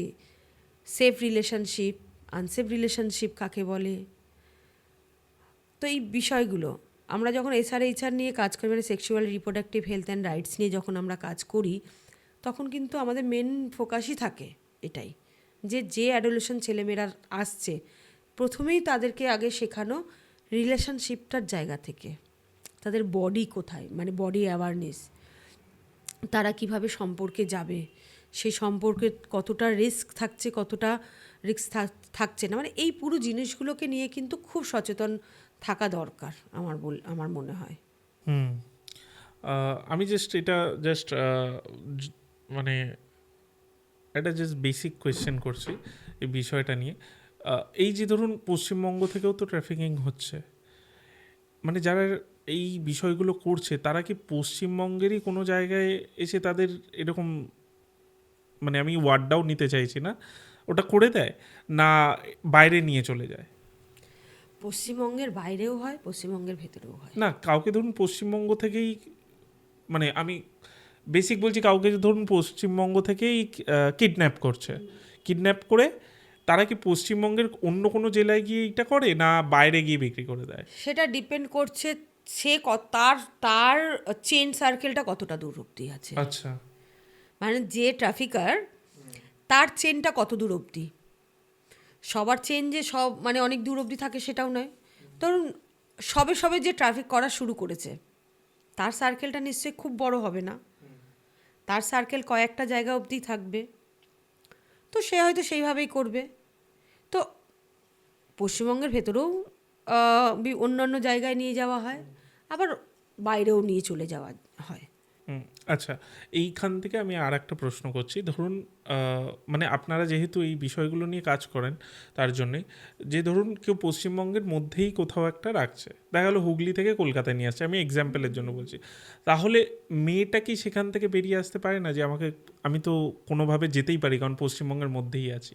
খুব ডিফিকাল্ট যে প্রশ্নটা করলেন, সেটা তো প্রশ্নটা ডিফিকাল্টের থেকেও এই যে বেরিয়ে আসাটা না, আমার যেহেতু আমি বহু বছর এটা দিয়ে এক্সপিরিয়েন্স করেছি, মানে আমি ডিরেক্ট এক্সপিরিয়েন্স করিনি, মানে আমার খুব অনেক বন্ধুরা এক্সপিরিয়েন্স করেছে। ধরুন কিছু রেড লাইট এরিয়াতে কোনো অপশানই নেই, মানে যারা ট্রাফিকড হয়ে যাচ্ছে তাদের জন্য কোনো অপশান নেই বেরোনোর। অপশন নেই। না, বেরোনোর কোনো অপশান নেই, মানে তাদেরকে ঘরবন্দি থাকতে হয় বেশ বছরখানিক। কাস্টমার আসবে, ওখানে যারা দালালরা থাকেন বা মালকিন থাকেন বা সিনিয়র যে যারা আগে অনেক পুরনো যারা আছেন তারা, তো কিছুটা পদ্ধতি বিভিন্ন রকমের পদ্ধতি থাকে। তো সেইখানে যেটা যদ্দূর আমি জানি যে বাড়ির বাইরে এবার এক একটা এলাকার বাড়ির স্ট্রাকচার এক এক রকমের হয়, হ্যাঁ, এবং এক একটা এলাকার পরিস্থিতি এক এক রকম কিন্তু হয়। তো যেটা হয় সেটা হচ্ছে যে মেয়েটিকে নিয়ে যাওয়া হচ্ছে প্রথম, তাকে কিন্তু মাসখানিক অন্তত ঘরের বাইরে পা বেরোতে রাখতে দেবে না। দেওয়া যাবে না, তাকে ওখানে গ্রুমিং করানো হবে এবং তার খাওয়া দাওয়া পোশাক সবই কিন্তু ওইটুকু জায়গার মধ্যেই। ধরুন এরকম একটা ঘর, এরকম একটা ঘর দিয়ে দিল, এর মধ্যেই হয়তো বাথরুম রইলো বা বাইরেটাতে বাথরুমটা রইলো, মানে এইটুকুনি এরিয়া যা করবে তুমি এই এরিয়াটুকুর মধ্যেই করো। এবং সেখানটাতে দাঁড়িয়ে তার বেরোনোর কোনো অপশান থাকে না। যদি সে কোনো কাস্টমার না নিতে চায়, তাকে অসম্ভব মারধর করা হয়, তাকে সিগারেটে ছ্যাঁকা দেওয়া হয়, তাকে উলঙ্গ করে পেটানো হয়, মানে খেতে দেওয়া হয় না, এরকম বিভিন্ন রকমের কিন্তু টর্চার করা হয়। এবং তার ভ্যাজিনাতে বিভিন্ন জিনিস দিয়ে তাকে অ্যাটাক করা হয় এবং অনেক ক্ষেত্রে দেখা যায় তাদেরকে শেকল দিয়ে বেঁধে রাখা হয়। এইবারে এই পরিস্থিতিতে একজন মেয়ে কি করে বেরিয়ে আসবে? এত সহজ না বেরোনোটা। অনেক সময় দেখা গেছে যে কেউ কেউ বেরিয়ে আসার চেষ্টা করেছে, কিন্তু পুনরায় তাকে কিন্তু আবার নিয়ে চলে গেছে। কারণ যারা কেনে তাদের সার্কেলটাও কিন্তু অনেক বড়, যারা বেচে তাদের সার্কেলটা যেমন একটা পয়েন্ট অবধি, কিন্তু যারা কেনে তাদের কিন্তু অনেক মানুষের সঙ্গে হাত থাকে। সে তো এতটাও সহজ হয় না বেরিয়ে পালিয়ে যাওয়াটা। আচ্ছা, কারণ এরকম অনেক, আমি একটা দুটো কেস, আমি রিসেন্টলি একটা জায়গায় কাজ করছিলাম, একটা কেস শুনছিলাম, সেই মেয়েটি 3বার পালিয়েছে,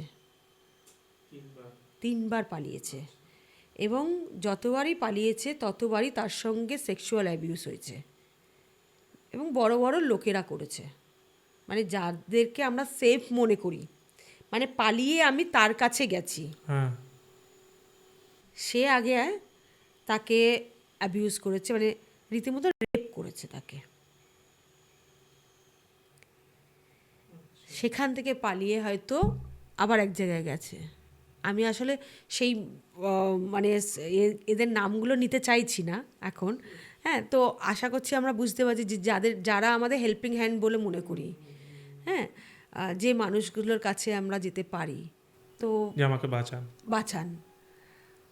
ওই একটা শব্দ আছে না, যারা রক্ষক তারাই ভক্ষক, তো ওই রকম একটা ব্যাপার। তো মেয়েটি 3বার পালানোর চেষ্টা করার পরে যদিও সাকসেস হয়েছে, সে লাস্টে একজন পুরোহিত তাকে বাঁচিয়েছে। তার অবস্থা খুবই খারাপ ছিল, সে যদিও এখন একটা শেল্টার হোমে রয়েছে, হ্যাঁ। তো তার মানসিক ভারসাম্য খানিকটা হারিয়ে গেছে, কিন্তু বোঝে শোনে সবই, কিন্তু কিছু জিনিস ওর হারিয়ে গেছে, কিছু জিনিস ওর রিপিট করতে থাকে, ও অনেক সময় বুঝতে পারে না যে কি বলছে আর কি বলছে না। তো কিছুটা পোর্শন তো ওর হয়, এটাই হয় ট্রমা থেকে, এরকমই জিনিস ঘটে যে রিপিটেড তার সঙ্গে যদি কোনো ঘটনা ঘটছে, একটা সময় পরে কিন্তু তার অনেকগুলো জায়গা নষ্ট হতে থাকে। আচ্ছা, এই সব জায়গায় যারা যায় তাদের তো, মানে আমি হিন্দিরই একটা পডকাস্ট শুনছিলাম, তাদের তো কোনো মানে এজের লিমিটও থাকে না, মানে আমি শুনেছি বাচ্চারাও নাকি যায়, এরকমও হয়েছে, মানে বাচ্চা ছেলেগুলো ট্রাফিকিং না, মানে কাস্টমার হিসেবে, হ্যাঁ, হ্যাঁ, বাচ্চা ছেলেরা ধরুন ওই যে পয়সা, যে কার বাপের কত পয়সা আছে, হ্যাঁ, আজকে খুব সাধারণ ঘরের ছেলেরা যায় না কেন যায়, এবার রেড লাইট এরিয়ারও না অনেকগুলো ভাগ আছে। এক একটা এলাকায় এক একটা এজের লোকেরা থাকে এবং তাদের রেটও কিন্তু আলাদা থাকে। আচ্ছা। মানে সব রেড লাইট এরিয়ার কিন্তু এক রেট নয়। হুম। তো সেই অনুযায়ী তারা যায়, বাচ্চা বাচ্চা ছেলে বলতে কি এখন 18-19, হ্যাঁ, মানে ওটাই, হ্যাঁ হ্যাঁ। এইরকম আজকাল ছেলেপিলেরা যায় জাস্ট এক্সপ্লোর করার জন্য, যে গিয়ে কি হয়, মানে হয় না কৌতূহল একটা, যে এখানে গিয়ে কি হয়, গিয়ে কীরকম মজা পাবো যায়, এই ভেবে যায়। আরও হয়তো অন্য, এবার আরেকটা যেটা মানুষের একটা থট, মানে পুরুষ মানুষদের বলবো এটা এখানে, যে এই মহিলাদের কাছে গেলে আমি যা ইচ্ছে করতে পারবো, নিজের গার্লফ্রেন্ডের সঙ্গে বা নিজের ওয়াইফের সঙ্গে বা নিজের পার্টনারের সঙ্গে আমি তো সব যা ইচ্ছে করতে পারি না, সেখানে কিছু রেস্ট্রিকশন থাকে। তো যারা রেড লাইট এরিয়াতে রয়েছেন সেই মহিলাদের সঙ্গে আমরা যা ইচ্ছে করতে পারবো, কারণ তারা পয়সা নিচ্ছে, এই একটা ধারণা থাকে। আর এই ধারণা নিয়ে কিন্তু প্রচুর পুরুষ মানুষ ওই জায়গাগুলোতে যাচ্ছে, শুধু কিনা তাদের ভেতরের যে ভারাস বা তাদের ভেতরে যে অনুভূতিগুলো সেখানে গিয়ে বের করবে বলে। এরকমও আমরা দেখা যে কামড়ে মাংস নিয়ে কেটে নিয়েছে, হ্যাঁ, কারণ মনে করছে তার প্রপার্টি, এটা পয়সা দিয়েছে না। তো এখানে আমারও একটা বলা, যদি মনে করছো যে তোমার ভালো লাগার জন্য তুমি ওখানে যাচ্ছ, যাও, কিন্তু এই ধারণাটা নিয়ে যেও না যে রেড লাইট এরিয়ায় যারা আছে তারা পয়সা নিচ্ছে মানে তাদের সঙ্গে সব করা যায়। তারাও মানুষ, তারা হয়তো কিছু পয়সার বিনিময়ে তারা ওখানে থাকছে, তাদেরও কিন্তু সম্মান আছে, তাদেরও মর্যাদা রয়েছে, তাদেরও কিন্তু বেঁচে থাকার অধিকার রয়েছে। তাদেরকে আমরা এতটা ছোট মনে করব না। তাদের যদি ছোট মনে করছি, আমরাও কিন্তু সেই জায়গায় দাঁড়িয়ে, কারণ হচ্ছে আমিও সেই জায়গাতেই যাচ্ছি। আজকে সেই জায়গার মাটি ছাড়া দুর্গাপুজো হয় না, দুর্গা প্রতিমার জন্য সেই বাড়ির মাটিই লাগে। কিন্তু তাহলে কেন আমরা দুর্গা মাকে সম্মান করব আর ওই মানুষগুলোকে আমরা সম্মান করব না? আমি নিজের মাকে সম্মান করব, আমি অন্যের মাকে সম্মান করব না। নিজের বউকে সম্মান করব, কিন্তু আমি ওখানকার মহিলাগুলোকে সম্মান করব না। তাহলে আমি কোথায় দাঁড়িয়ে? এটা আমারও একটা প্রশ্ন অন্য মানুষগুলোর কাছে, যে কেন? শখ থাকে সবারই, সব রকম শখ থাকে। শখ পূরণ করা, সেটা সে চাইছে কিনা সেটা জিজ্ঞেস করো, সে কতটা চাইছে। কখনো আমরা উল্টো দিকের মানুষের ইচ্ছেটা জানতেও চাই না। এটা হচ্ছে সবচেয়ে বড় সমস্যা। আমি আজ বারবারই আমি আটকে যাচ্ছি, মানে এমন কিছু কিছু কথাবার্তা শুনছি অনেস্টলি। বাট আমি দুটো প্রশ্ন শেষে করব, একটা মেডিকেল রিলেটেড, ওটা আমি পরে করছি। বাট কিছু কিছু ক্ষেত্রে মানে দেখা যায় যে বিবাহিত মহিলারাও ওখানে থাকে। হ্যাঁ, এবার এই বিষয়টা কি, মানে আপনি যেটা বলছেন সেটা হচ্ছে যে মানে ট্রাফিকিং করে তাদের নিয়ে আসছে, কিন্তু অনেকেই দেখা যায় সেখানে সিঁদুর পরে এই অবস্থায় রয়েছে। তাহলে এই বিষয়টা কি? দেখুন, যারা রেড লাইট এরিয়ায় থাকছেন, একটা সময়ের পরে তো তাদেরও, ধরুন কেউ একজন 10 বছর ধরে রয়েছে, হ্যাঁ, এবার আপনার মনে হতেই পারে, যেমন অনেকের প্রশ্ন, যে তাহলে কেন চলে যাচ্ছে না? এখন তো চলে যেতেই পারে এতগুলো বছর। এখন যদি তারা চলে যায়, সমাজের কোথায় গিয়ে দাঁড়াবে? সমাজ মেনে নেবে না তো। আমি রিসেন্টলি একটা টিভি শোতে এটা নিয়ে বিশাল ঝামেলা হয়েছিল আমার সঙ্গে, যে কেন তাদের কি কোনো জায়গা নেই? আজকে যদি আমার ঘরের একটা পুরুষ মানুষের যদি কোনো খারাপ কিছু ঘটলো, তাকে যদি আমরা মেনে নিতে পারলাম, তাহলে একজন মহিলাকে কেন আমরা মানতে পারি না? প্রথম কথা। দ্বিতীয়ত হচ্ছে যে অনেকের এটা ভাবনা যে ও তো শখ করেই ওখানে রয়ে গেল, ওখানে বেশি পয়সা রোজগার করতে পারছে বলে ওখানে রয়ে গেল। না, এটা মানুষের ভুল ধারণা। আজকে শখ করে থেকে যায়নি। আমি এটার জন্য একটা ছোট্ট একটা ঘটনা বলি, যে একজন মহিলা সে এখান থেকে রোজগার করছে, করে প্রত্যেক মাসে তার বাড়িতে পাঠাচ্ছে। বাড়ির লোকেরা খুব ওর টাকায় ইয়াসি করছে। বাড়িতে কারোর একটা বিয়ে লেগেছে, বিয়ের জন্য পয়সাটা কিন্তু তার থেকেই চেয়েছে, সে কিন্তু দিয়েছে সেই টাকাটা, এবং বাড়ির লোকেরা জানে ও কি করে পয়সাটা রোজগার করছে। আচ্ছা, তাকে বিয়েতে ডাকা হয়নি, কারণ সে যেহেতু এই পেশার সঙ্গে যুক্ত, লোকে কি বলবে, এদিকে তার টাকাই সব হচ্ছে। হ্যাঁ, লোকের কাছে কি জবাবদিহি করবে, এটা তাদের ভাবনা। ও যখন কাঁদতে কাঁদতে বলছিল যে তোমরা আমাকে ডাকলে না, আমাকে বললে না, অথচ তোমরা তো আমার থেকে, মানে আমি তো সমস্ত খরচা দিলাম, তখন এই কথাটা ওকে বলল, লোকেরা জানাজানি হয়ে গেলে লোকেরা কি বলবে, লোকেরা এটা দেখছে না এতগুলো করে টাকা কোত্থেকে আসছে, তোমরা তো কেউ অত রোজগার করো না, লোকেরা এটা জানতে চাইছে না। তার মানে ওই মানুষটির ফেরত যাওয়ার কোনো জায়গা নেই। এবার সেইখানে কি হয়, তখন হয়তো বিভিন্ন কাস্টমার আসছে, কোনো না কোনো কাস্টমারের সঙ্গে হয়তো ভালো লাগা তৈরি হয়ে গেল একটা, আর পাড়ার কোনো ছেলেদের সঙ্গে, ক্লাব মেম্বারদের সঙ্গে, কারোর না কারোর সঙ্গে একটা হয়তো ওই কানেকশন বিল্ড হয়ে গেল। সেই ক্ষেত্রে অনেক সময় হয়তো তারা সিঁদুরটা পড়লো তার নামে, কারণ এদের তো আর বিয়ে করবে না কেউ।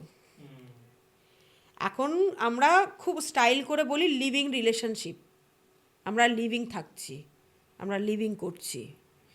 এই লিভিংটা না ওখান থেকেই তৈরি হয়েছিল মনে হয়, মানে আমিও জানি না, কারণ আমি ছোট থেকে দেখে এসেছি এই মানুষগুলো কেউ বিয়ে করে না, এই মানুষগুলো একসঙ্গে থাকে, একজন হাজব্যান্ড ওয়াইফের মতনই থাকে, কিন্তু এখানে কোনো নাম নেই। হ্যাঁ, এখানে কি বলা হয়, ওর বাবু, ওর এই, ওর সেই, এই বলে শব্দগুলো বলা হয়। কিন্তু আজকে আমাদের মতন যারা আমরা আছি, তারা যখন একজন পুরুষ মানুষের সঙ্গে বা একজন পুরুষ মানুষ একজন মহিলার সঙ্গে যখন থাকছে একসঙ্গে, বিয়ে না করে, তখন আমরা বলছি ওরা তো লিভিং করছে, ভীষণ স্টাইলিশ শব্দ দিয়ে আমরা বলে দিলাম, ওরা তো লিভিং করছে বা আমরা লিভিং করছি। হ্যাঁ, আমরা কাপেল, আমরা পার্টনার, কিন্তু ওদের ক্ষেত্রে কিন্তু এইসব শব্দ কোথায়, ও এর বাবু, ওর এই, মানে আমরা তখন নোংরা শব্দ দিয়ে কিন্তু তখন ডাকি। সেই ক্ষেত্রে অনেক মহিলারাই তার সিঁদুর হয়তো সে তাকে সত্যি স্বামী বলে মনে করছে, সে হয়তো সত্যি মনে করছে এই মানুষটাই তার জীবনের একটা বড় জায়গা, বা হয়তো ওরা ভেতরে ভেতরে বিয়ে করেছে, কারণ সমাজের কাছে সেটা খুব একটা হওয়ার কথা নয়, লোকেরা শুনলে কি বলবে, আবার কোট আনকোটে। তো সেই ক্ষেত্রে কিন্তু অনেক মহিলা আবার এমনও আছে যে নিজেদের সেফ রাখার জন্য সিঁদুর পড়ছে, যে আমি কারোর সঙ্গে ভাই এঙ্গেজ আছি, সেটা তুমি বুঝে নাও। মানে অনেক সময় না পাড়ার অনেক দাদারা, মানে অনেক ক্লাবের বড় বড় মাথারা হয়, এটা কিন্তু অনেক সময় হয় তারা বিনা পয়সায় তাদের কাছে চলে যায় শোয়ার জন্য। চাঁদার সময় চাঁদা না দিলে গালাগালি করা, মারধর করা, এগুলো আমি দেখে বড় হয়েছি যদিও। হ্যাঁ, তো অনেক সময় কি এই ক্লাব মেম্বারদেরকে মানে আটকানোর জন্য, বা এই পাড়ার যে একটা দল থাকে বা ছেলেপিলেদের, সেইটাকে অনেক সময় আটকানোর জন্য কিন্তু অনেক মহিলারা নিজেদেরকে ওই স্ট্রং বা নিজেকে ওই একটা জায়গা রাখার জন্য শাঁখা সিঁদুর সবই পড়ছে। দু রকম মানুষই থাকে, কিছু দিয়ে তো, মানে যখনই আমরা দেখবো ওর স্ট্যাম্প লেগে গেছে, মানে এটা লোকে কথা অনুযায়ী স্ট্যাম্প লাগা, মানে বিয়ে করা মানে স্ট্যাম্প, বা মাথায় সিঁদুর পরা মানে স্ট্যাম্প, মানে তার মানে সে অন্যের সম্পত্তি হয়ে গেছে, তাহলে আর আমি কিছু করতে পারবো। তো ওইটাকেই কিন্তু অনেক সময় অনেক মহিলারা নিয়ে চলে। আচ্ছা, লাস্ট কোয়েশ্চেন ভাবলাম জিজ্ঞেস করবো, বাট আরও একটা প্রশ্ন মাথায় আসছে, যে এটা দিয়েই আসছে, যে যেটা বললেন সেই ভাষাটাই বলি, যে বাবুর বিষয়টা আপনি বললেন, অনেক সময় আমরা সিনেমায় দেখি যে এরকমই কেউ এসছে কাস্টমার, তার হাত ধরেই পালিয়ে গেল বা চলে গেল। এটা কি অ্যাকচুয়ালি হয়? দেখুন, ওটা না টিভি হ্যাঁ, ওর জন্যই সিনেমার জিজ্ঞেস গল্প করলাম। ওটা। হ্যাঁ, হ্যাঁ। হয় না সেটাও নয়। ধরুন এই যে বললাম যে যে ট্রাফিকড হয়ে যে ট্রাফিকিংয়ের আরেকটা ভাগ বলি, যারা ট্রাফিকড হয়ে গেল, সেক্স ট্রাফিকিংয়ের কথা বলছি আমি। সেই ক্ষেত্রে কি হয়, কেউ তো কিনছে তাকে একটা বড় অ্যামাউন্ট দিয়ে, ওই যতদিন না ওই টাকাটা শোধ হচ্ছে ততদিন কিন্তু ওকে সব কিছু সয়ে গিয়ে কাস্টমার নিতে হবে। টাকাটা তুমি শোধ করে দাও, দেন আরও কিছু বছর পরে তোমার একটা নিজস্ব তারপরে জায়গা হতে পারে। এবার তারপরে বছরখানিক পরে তুমি এবার বেরিয়ে যেতে পারলে, চাইলে বেরিয়ে যেতে পারো। আচ্ছা। হ্যাঁ, এরকম অনেক মহিলা, মানে আমাদের পাড়াতেও দেখা অনেক মহিলার, যেমন আজকে এখন গিয়ে হয়তো একটা গেরস্থ ফ্যামিলিতে রয়েছে, বা অন্য জায়গায় ঘর ভাড়া করে নিয়ে তার বর নিয়ে গেছে। হ্যাঁ, বা তারা অনেকে আছে যে রেড লাইট এরিয়ায় ছেড়ে চলে গেছে, অন্য জায়গায় হয়তো সংসার করছে গিয়ে, বাচ্চা করেছে, ঘর বানিয়েছে। তো এরকম হয় না তা নয়, কিন্তু ওই স্টেজে হয় না। যে স্টেজে সে ট্রাফিকড হয়ে আসছে সেই স্টেজে না। এবার বাই চান্স কখন হবে, যে নিয়ে যেতে চাইছে তার যদি ওই অ্যামাউন্টটা তার কাছে থাকে, দাও, নিয়ে চলে যাও। আচ্ছা। ধরুন আমি একজন মেয়ে বিক্রি হয়েছে, সে হয়তো 10 লাখ টাকা দিয়ে, এই 10 লাখ টাকাটা শোধ দিতে হবে। এবং যারা এই রকম অ্যামাউন্টে বিক্রি হয়, তাদের যেটা হয় যে ওই যতক্ষণ না টাকা শোধ হচ্ছে ততক্ষণ যে টাকাটা তারা পায়, মানে পায় মিন্স তারা হাতে কিন্তু কোনো টাকা পায় না, সবটাই কিন্তু মালকিনের হাতে যায়।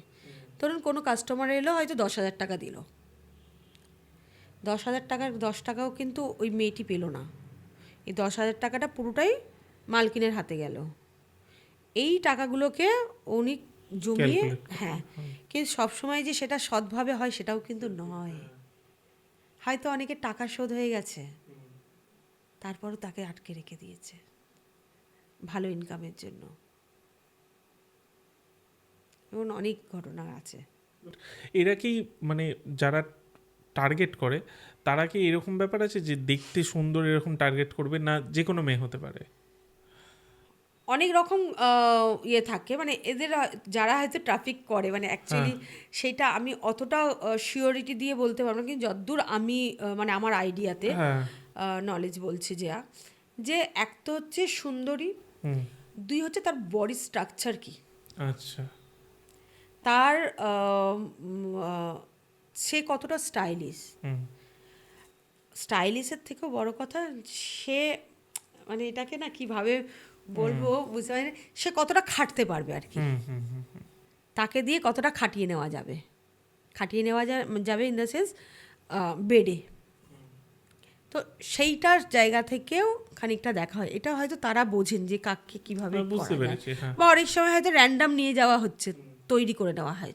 যেমন খুব ছোটদের যখন নিয়ে যাওয়া হয়, তাদেরকে কিন্তু তৈরি করা হয়, বিভিন্ন জিনিস গ্রুমিং করানো হয়, তাদেরকে দেখানো হয়। হ্যাঁ, তাদেরকে আরও বিভিন্ন প্রসেস দিয়ে নিয়ে যাওয়া হয় যাতে তারা তাড়াতাড়ি বড় হয়ে যায়। তারা যাতে, ধরুন একটা 10 বছরের মেয়ে, তাকে এমনভাবে ডেভেলপ করা হবে, তাকে মনে হবে 18, 19, 20 বছর বয়স, সেটাও কিন্তু হয়। তো এরকম অনেক রকম, এবং যে যতগুলো রেড লাইট এরিয়া আছে বিভিন্ন এজের, ওই জন্যই। যেটা আপনি প্রথমেই হ্যাঁ, বললেন। হ্যাঁ। বুঝতে পেরেছি। না, বেশি দূর আর যাব না, মানে খুব আমি একটা গল্প শেয়ার করবো।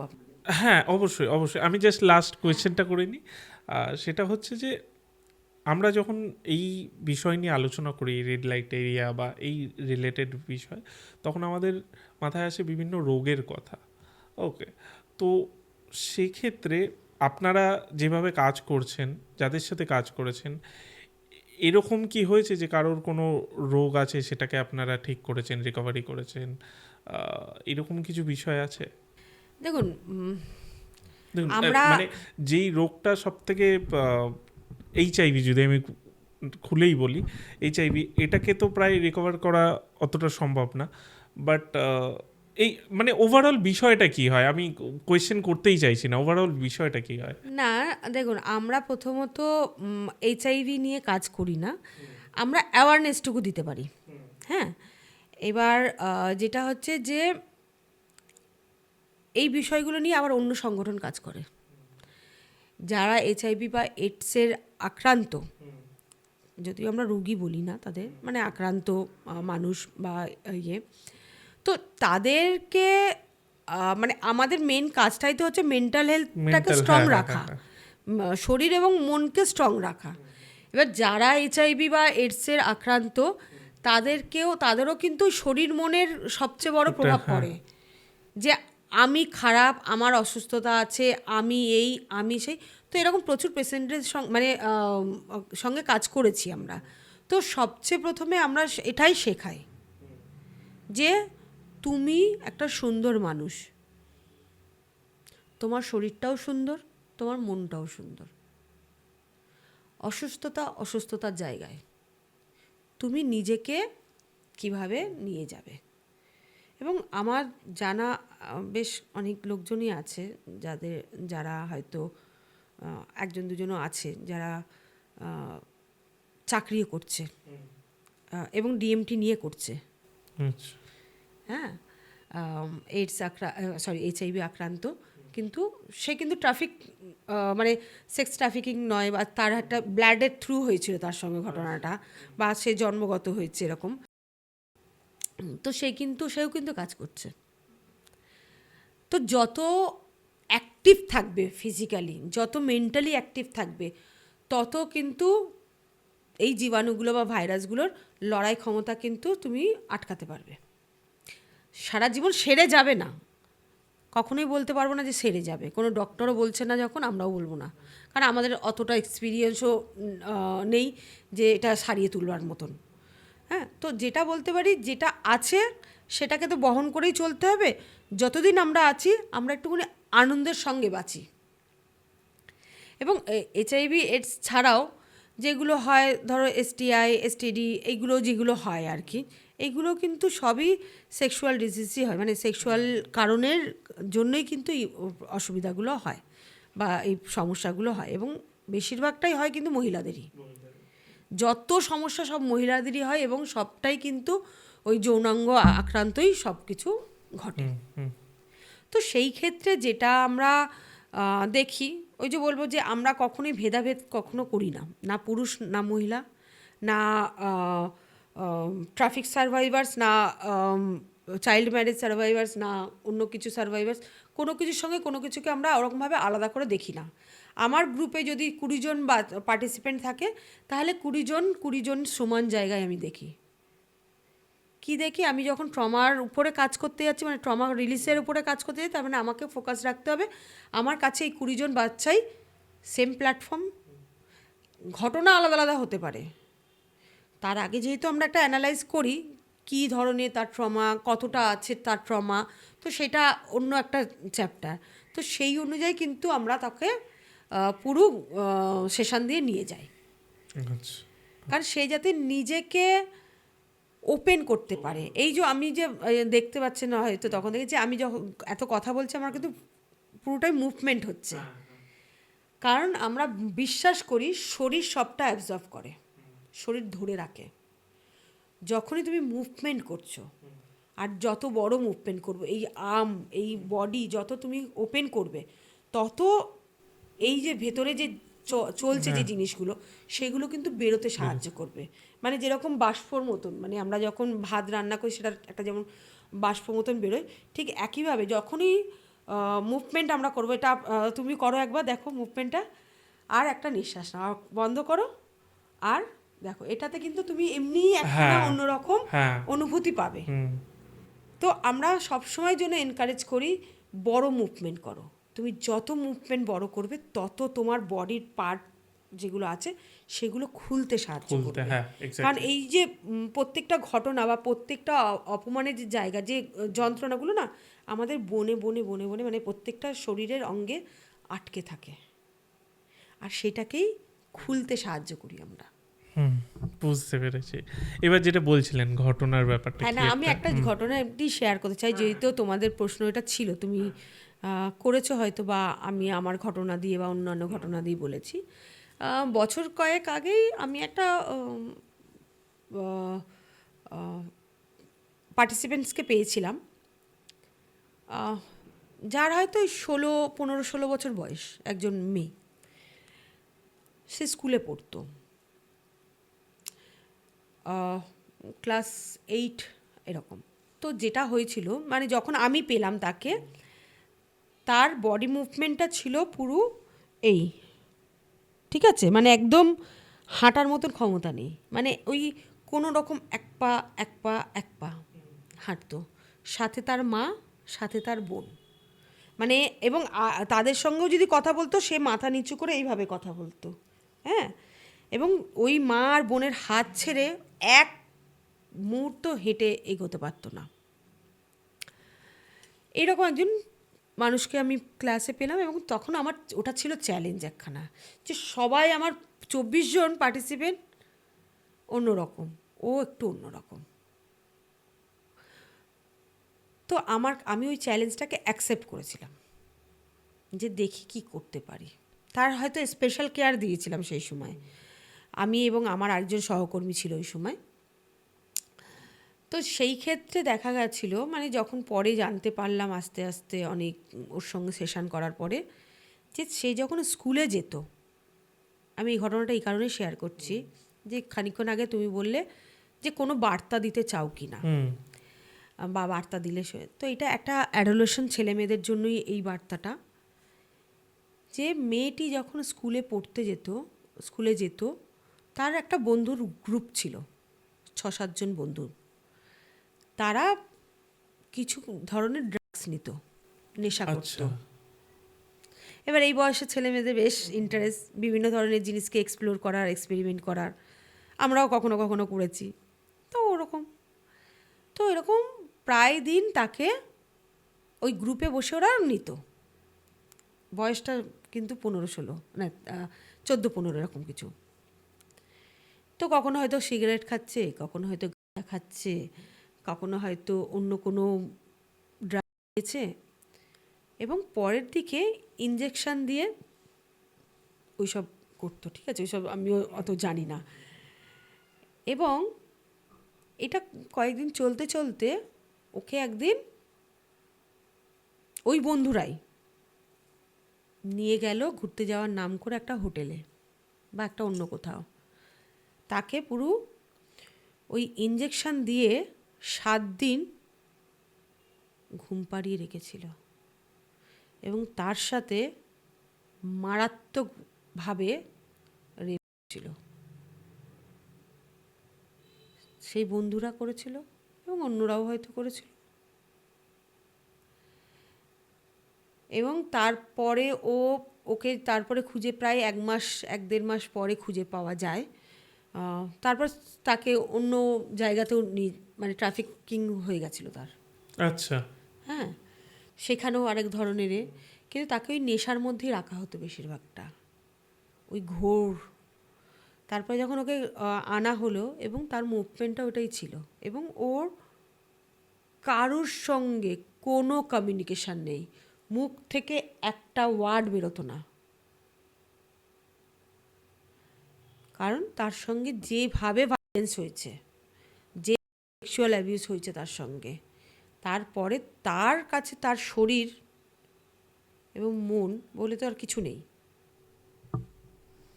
সেখান থেকে দাঁড়িয়ে তার সঙ্গে আমি 9 মাসের একটা সেশন করালাম, যেখানে পুরো ট্রমা হিলিং প্রসেস দিয়ে।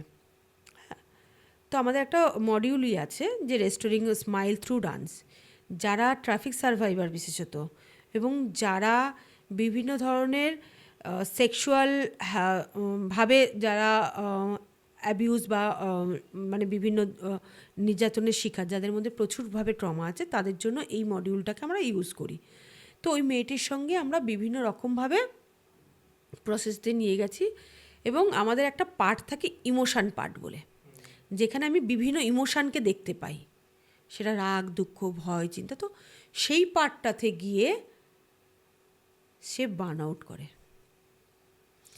ওকে ইনক্লুড করাতে খুবই ডিফিকাল্ট হয়েছে, কিন্তু আমরা বলেছি, এবং সেই সেশানে মা বোন দুজনেই ছিল, ওদেরকেও রাখতে হয়েছিল আমাকে, কারণ হচ্ছে ওর মা বোন ছাড়া থাকতে পারবে না। এবং সারাক্ষণ মা শিখিয়ে দিচ্ছে এটা বলো, বোন শিখিয়ে দিচ্ছে এটা বলো। একটা টাইমের পরে বলেছি কেউ কিচ্ছু বলবে না, ও যেইটুকু পারবে সেইটুকুনি বলবে। তো এরকম অনেকগুলো সেশানে দেখা গেছে সে কাঁদছে শুধু বসে, হয়তো তাকে আমি একটা হয়তো রং করতে দিয়েছি, আমরা তো বিভিন্ন আর্টকে ব্যবহার করি, সে তাকে হয়তো আমি দিয়েছি একটু রং করতে, সে হয়তো রং করতে গিয়েই ভয় পাচ্ছে, কাঁদছে, হয়তো তখন তাকে আমরা হয়তো একটা স্পেশাল কেয়ার দিলাম সেই সময়। তো এইরকম করতে করতে 9 মাস পরে, বিশ্বাস করবে না, মানে এইগুলোই হচ্ছে আমাদের ভালো লাগা, মেয়েটি পুরো চেঞ্জ। আচ্ছা। এবং তারপরে তার সঙ্গে একটা ট্রেনিং অফ দ্য ট্রেনার, মানে আমাদের একটা টট সেশন হয় যেটা দিয়ে ও একটু অ্যাডভান্স লেভেলে যায়। ওই টট সেশনের পরে আমাদের যে লিডারের যে ট্রেনিংটা হয়, dance movement therapy leadership academy বলে যে ট্রেনিংটা হয়, সেটাতে পর্যন্ত ও গেছে এবং ও নিজে কমিউনিটিতে গিয়ে অন্য বাচ্চাদের সঙ্গে ক্লাস নিয়েছে। বাহ।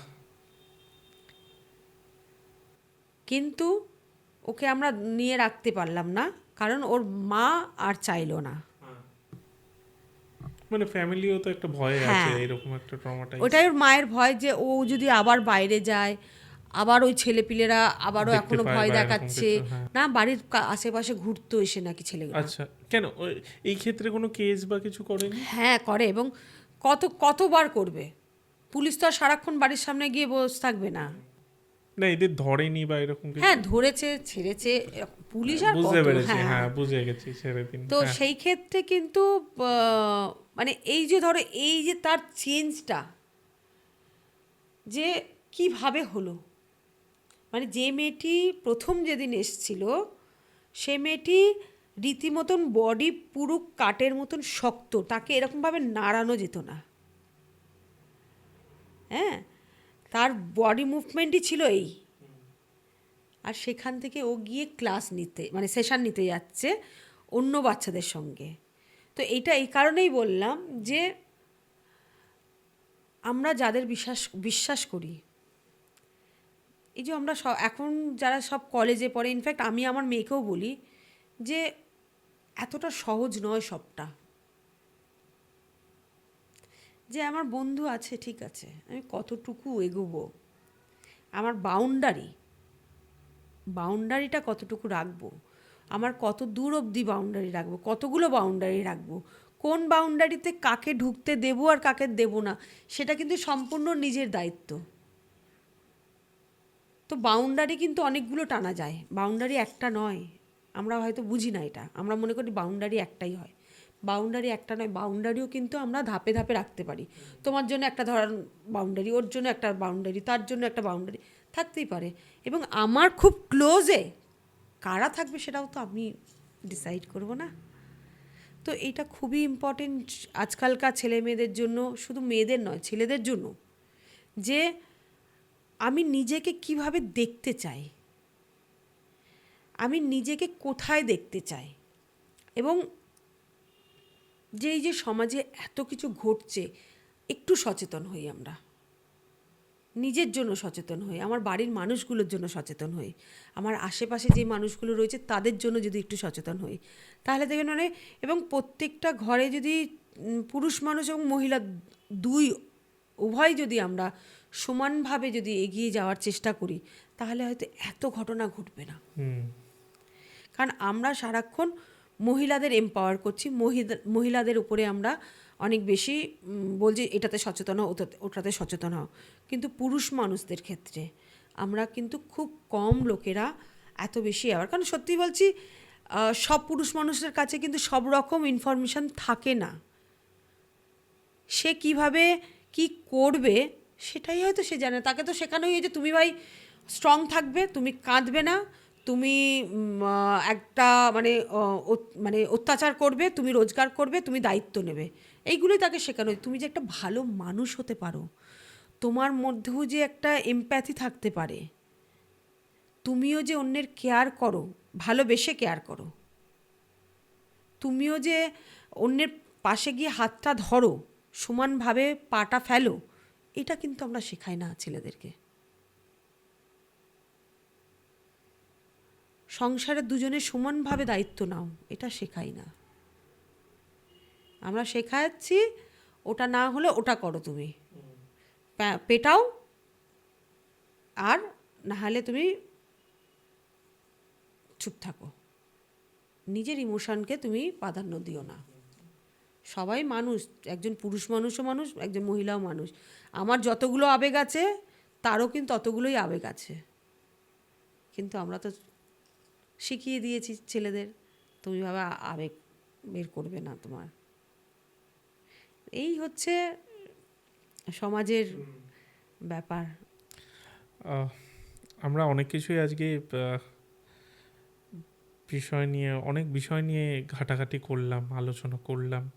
আশা করছি দর্শকরাও অ্যাওয়্যার হবে আজকের এই পডকাস্টটা থেকে। আমার একমাত্র উদ্দেশ্য এটাই ছিল, যাতে একটা অ্যাওয়ারনেস ছড়ায়।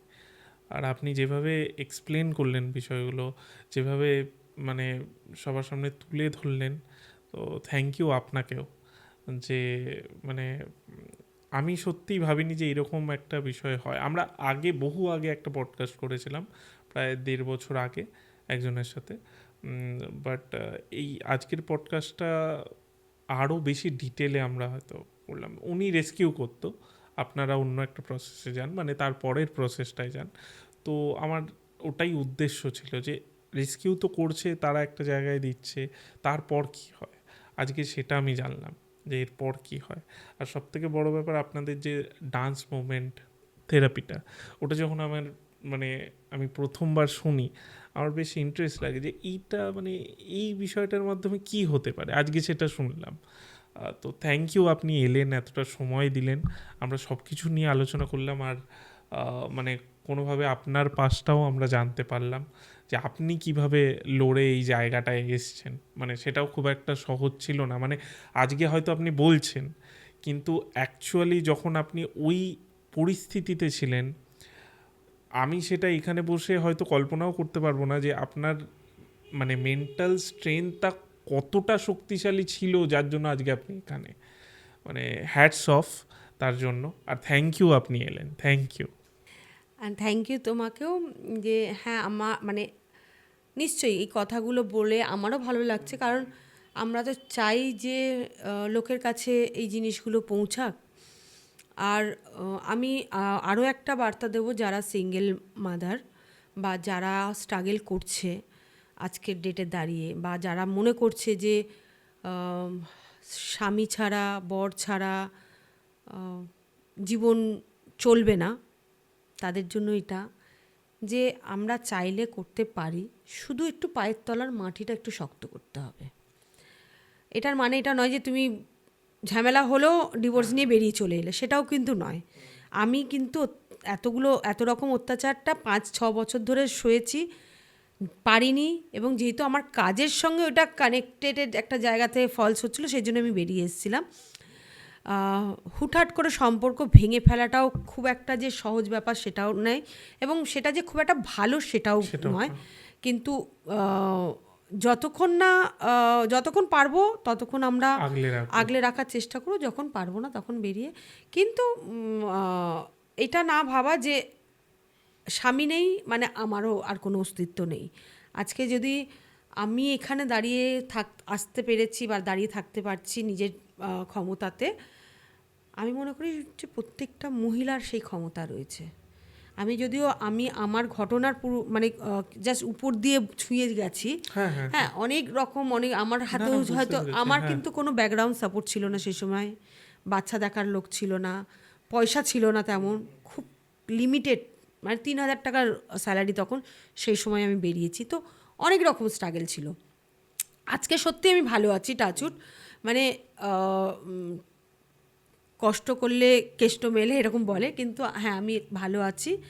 আর একটা সবাইকে অনুরোধ করব যে আমাদের ওয়েবসাইটটা দেখতে পারেন বা আমাদের ইউটিউব চ্যানেলটা দেখতে পারেন কলকাতা সংবেদে।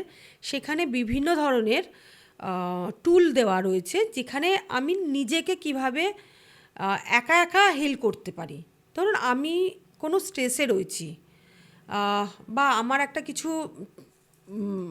অ্যাংজাইটি চলছে, বা আমার কাজে মন লাগছে না, তো কী ধরনের আমরা ছোট ছোট টুল ব্যবহার করতে পারি, বা আপনারা, আমি বলবো যে আপনারা ব্যবহার করে দেখুন একটুখানি।